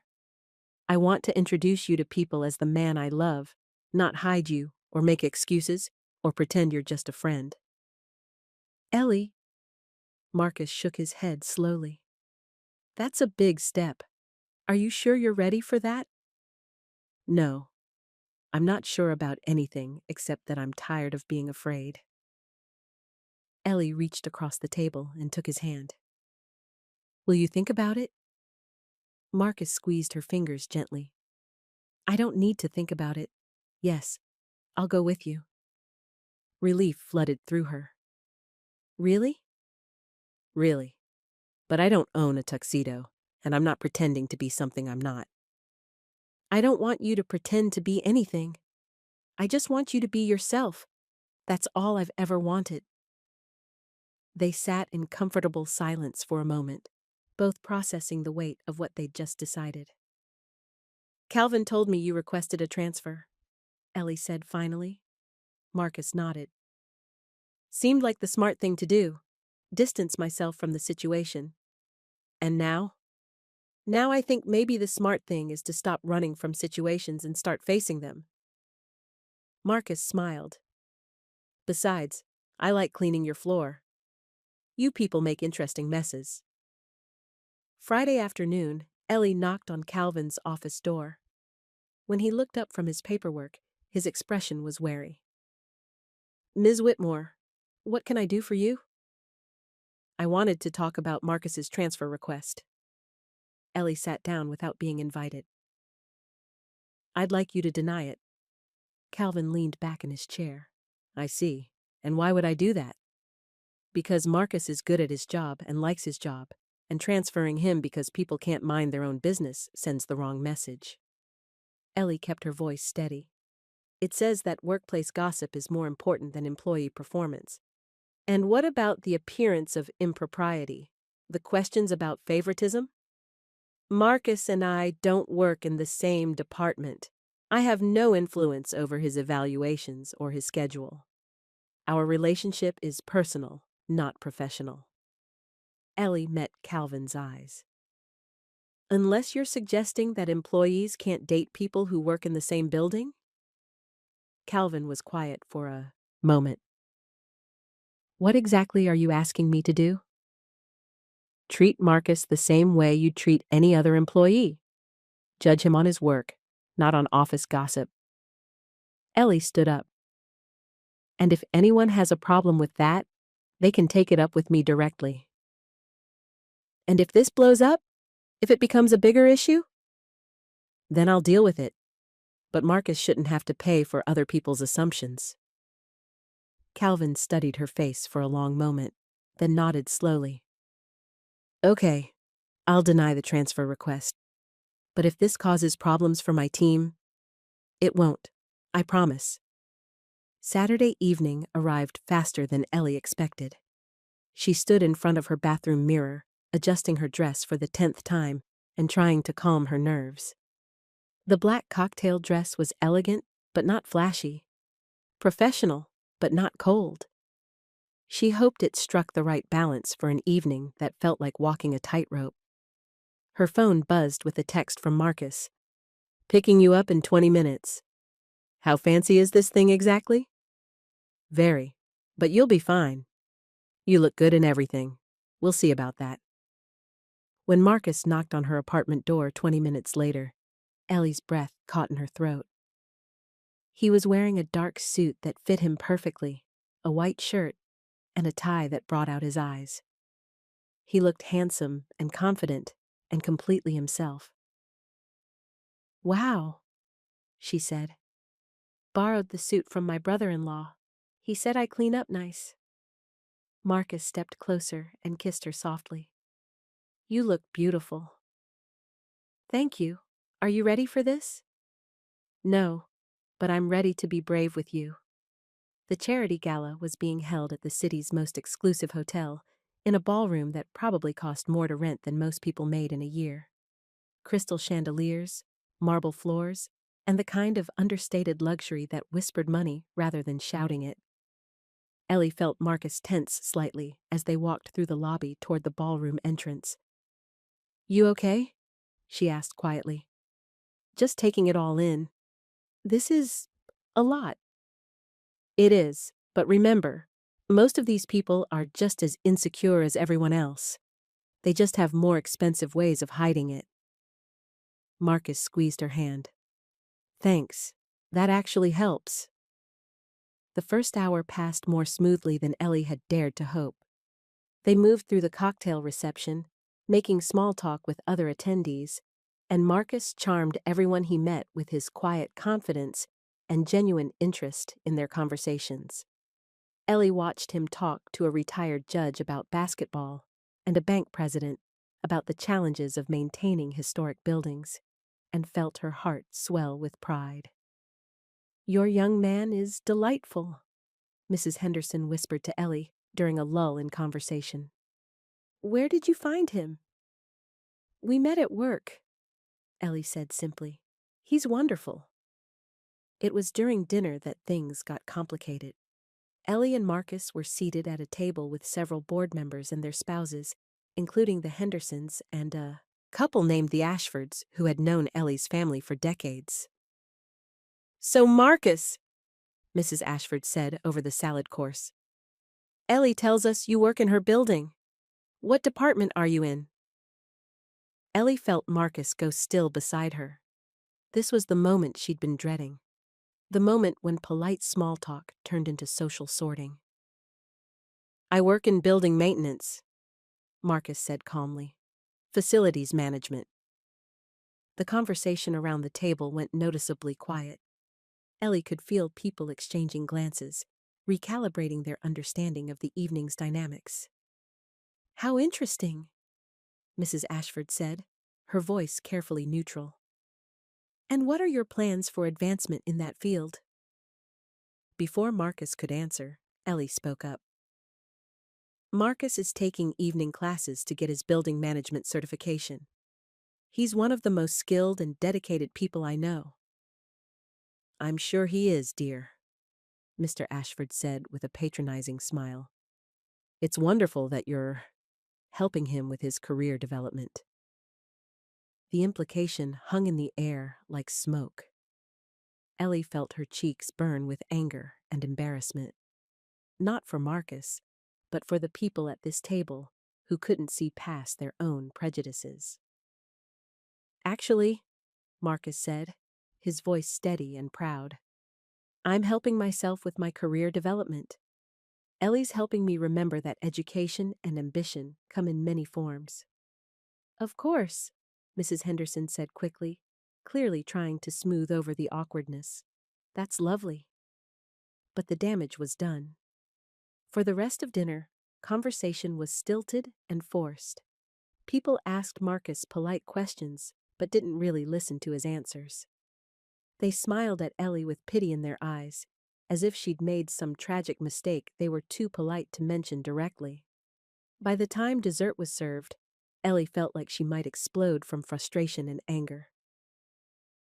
"Would you like to step outside for some air?" Marcus asked quietly. They excused themselves and walked out onto the hotel's terrace, where the city lights sparkled below them like fallen stars. "I'm so sorry," Ellie said as soon as they were alone. "They're awful. Rude and small-minded and—" "Ellie." Marcus's voice was gentle but firm. "Stop. But they were treating you like—" "Like exactly what I expected them to treat me like." Marcus leaned against the terrace railing. I knew this would be hard. I knew some people would look down on me. The question is, are you okay with that? Ellie stared at him.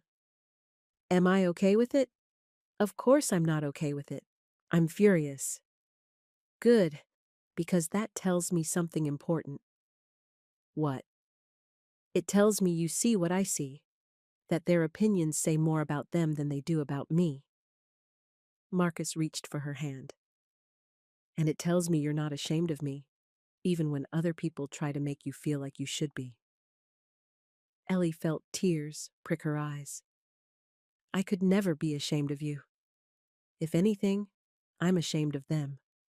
Of the world I came from that thinks money and status are more important than character. Then we're going to be just fine. Marcus pulled her closer. Because character is all I have to offer. That and about 1,000,000 reasons to love you back. They stood together on the terrace, looking out at the city they both called home, holding hands while expensive party chatter drifted out from the ballroom behind them. Do you want to leave? Ellie asked. Do you want to leave? Ellie thought about it. Part of her wanted to run, to escape the judgmental stares and patronizing comments. But a bigger part of her wanted to go back inside and show everyone in that ballroom that she was proud to be with Marcus, regardless of what they thought. No, she said finally. I want to stay. I want to dance with you in front of all those people who think they're better than us. Marcus smiled, the kind of smile that made her forget about everything else. Then let's go dance. Monday morning, Ellie arrived at work to find a small crowd gathered around the coffee station near the elevator bank. Dana was in the middle of it, clearly holding court with some story that had everyone's attention. And then they were dancing like they were the only people in the room, Dana was saying. It was actually kind of romantic, in a weird way. Who was dancing? Someone asked. Ellie Whitmore and that maintenance guy she's been seeing. They were at the Pemberton Charity Gala Saturday night. Ellie felt her cheeks flush, but she walked straight toward the group instead of trying to avoid them. Good morning, everyone, she said pleasantly. The crowd scattered like startled birds, everyone suddenly very interested in their coffee or their phones. Everyone except Dana, who looked like she'd been caught gossiping about the boss. Hi, Ellie, Dana said awkwardly. How was your weekend? Lovely, thank you. How was yours? Good, fine, I should get to my desk. As Dana hurried away, Ellie couldn't help but smile. Let people talk. Let them gossip about her dancing with Marcus at the charity gala. For the first time in her life, she was proud to be the subject of office chatter. Ruth appeared at her elbow with coffee and a knowing look. Heard you caused quite a stir at the Pemberton Gala, Ruth said. Did I? How so? Well, according to Dana, you looked absolutely radiant dancing with your handsome date. She seems to think it was very romantic. Ellie accepted the coffee gratefully. Dana talks a lot. Yes, she does, but this time she was saying nice things. Ruth smiled. I'm proud of you, Elle, for choosing happiness over appearances. It wasn't easy. The best choices usually aren't. That evening, Ellie stayed late again for the first time in weeks. But this time, it wasn't to avoid going home or to hide from her life. She was catching up on work that actually mattered, preparing for meetings that excited her instead of exhausting her. At 11 o'clock, she heard the familiar sound of cleaning cartwheels in the hallway. Her heart jumped with anticipation instead of loneliness. A moment later, Marcus appeared in her doorway. Working late? He asked, echoing their first conversation weeks ago. Finishing up. You? Same route, different attitude. Marcus leaned against the doorframe. How was your day? Any fallout from Saturday night? Some gossip, some stares. Dana thinks we're romantic. Ellie saved her document and closed her laptop. Overall, better than I expected. What about your father? Have you heard from him? Ellie's expression grew more serious. Not yet, but I will. He'll come around eventually, or he won't. Either way, I'm okay with my choice. Marcus stepped into her office. Are you? Really? Yes, because my choice wasn't just about you, Marcus. It was about me. About who I want to be and what kind of life I want to live. Ellie stood up and walked around her desk toward him. I want to be the kind of person who chooses love over fear, who builds a life based on what matters instead of what looks good. And what matters to you? You matter. This matters. She gestured between them. The way you make me feel like myself again. The way you see through all my walls and like what you find underneath. Marcus pulled her closer until she could feel the warmth radiating from his chest. Can I ask you something? He said softly. Anything. That first night, when you asked me to stay longer, what were you really asking for? Ellie thought about it, remembering the loneliness and desperation that had driven her to whisper those words to a stranger. I was asking for what I'm still asking for, she said finally. I was asking for someone to see me, to stay with me not because they had to, but because they wanted to. I was asking for connection and understanding and… She paused. I was asking for love, even though I didn't know it at the time. Marcus cradled her face in his hands. And now? Now I'm not asking anymore. Now I'm choosing. I'm choosing you, Marcus. Not because I'm lonely or scared or trying to prove something to my father. I'm choosing you because you make me brave, because you make me want to be the best version of myself. When Marcus kissed her, soft and deep and full of promise, Ellie felt like everything had finally clicked into place. All the pieces of her life that had felt scattered and meaningless suddenly formed a picture she could understand. I have something to tell you, Marcus said when they separated. What? I got the apartment, signed the lease this morning. Ellie's face lit up. Marcus, that's wonderful. When do you move in? Next weekend, and I was hoping… He paused, looking suddenly uncertain. I was hoping you might help me paint it, if you're free. I'm free. I'm very free. Ellie laughed, feeling lighter than she had in years. What color were you thinking? Something warm, something that feels like home. I know exactly the right shade. 2 weeks later, Ellie found herself kneeling on the floor of Marcus's new living room, carefully painting the baseboards while he worked on the walls above her. They'd been at it all afternoon, and the apartment was starting to look like a real home. You missed a spot, Marcus said, pointing to a section near the window. Where? Ellie looked around, confused. Instead of pointing out the spot, Marcus leaned down and kissed the tip of her nose, leaving a small smudge of paint. There, he said, grinning. Very funny. Ellie dipped her brush in the paint can and reached toward his cheek. Your turn. They ended up chasing each other around the apartment with paintbrushes, laughing like children and making a bigger mess than any professional painters would have made. When they finally collapsed on the floor in the middle of the empty living room, both covered in paint and breathless from laughing, Ellie felt happier than she could remember being in years. This is nice, she said, looking around at the warm, yellow walls they'd spent all day creating. The apartment? This, us, having something to build together instead of just problems to solve. Marcus rolled onto his side to face her. Speaking of building things together? Yes? I was thinking maybe you could bring that piano you never play over here. This room has good acoustics. Ellie's heart skipped. You want me to bring my piano here? I want you to play again, and I want to be able to listen. Marcus reached for her paint-covered hand. I want a lot of things, actually. Like what? Like Sunday dinners with my family where you're not nervous about fitting in. Like quiet evenings where you read while I work on my homework. Like Saturday mornings where we don't have anywhere to be except exactly where we are. Ellie felt tears prick her eyes. Not sad tears, but the kind that came with overwhelming gratitude for unexpected happiness.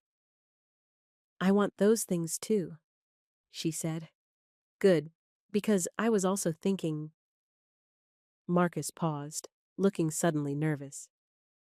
I was thinking maybe you could keep some clothes here, a toothbrush, whatever you need to stay over sometimes.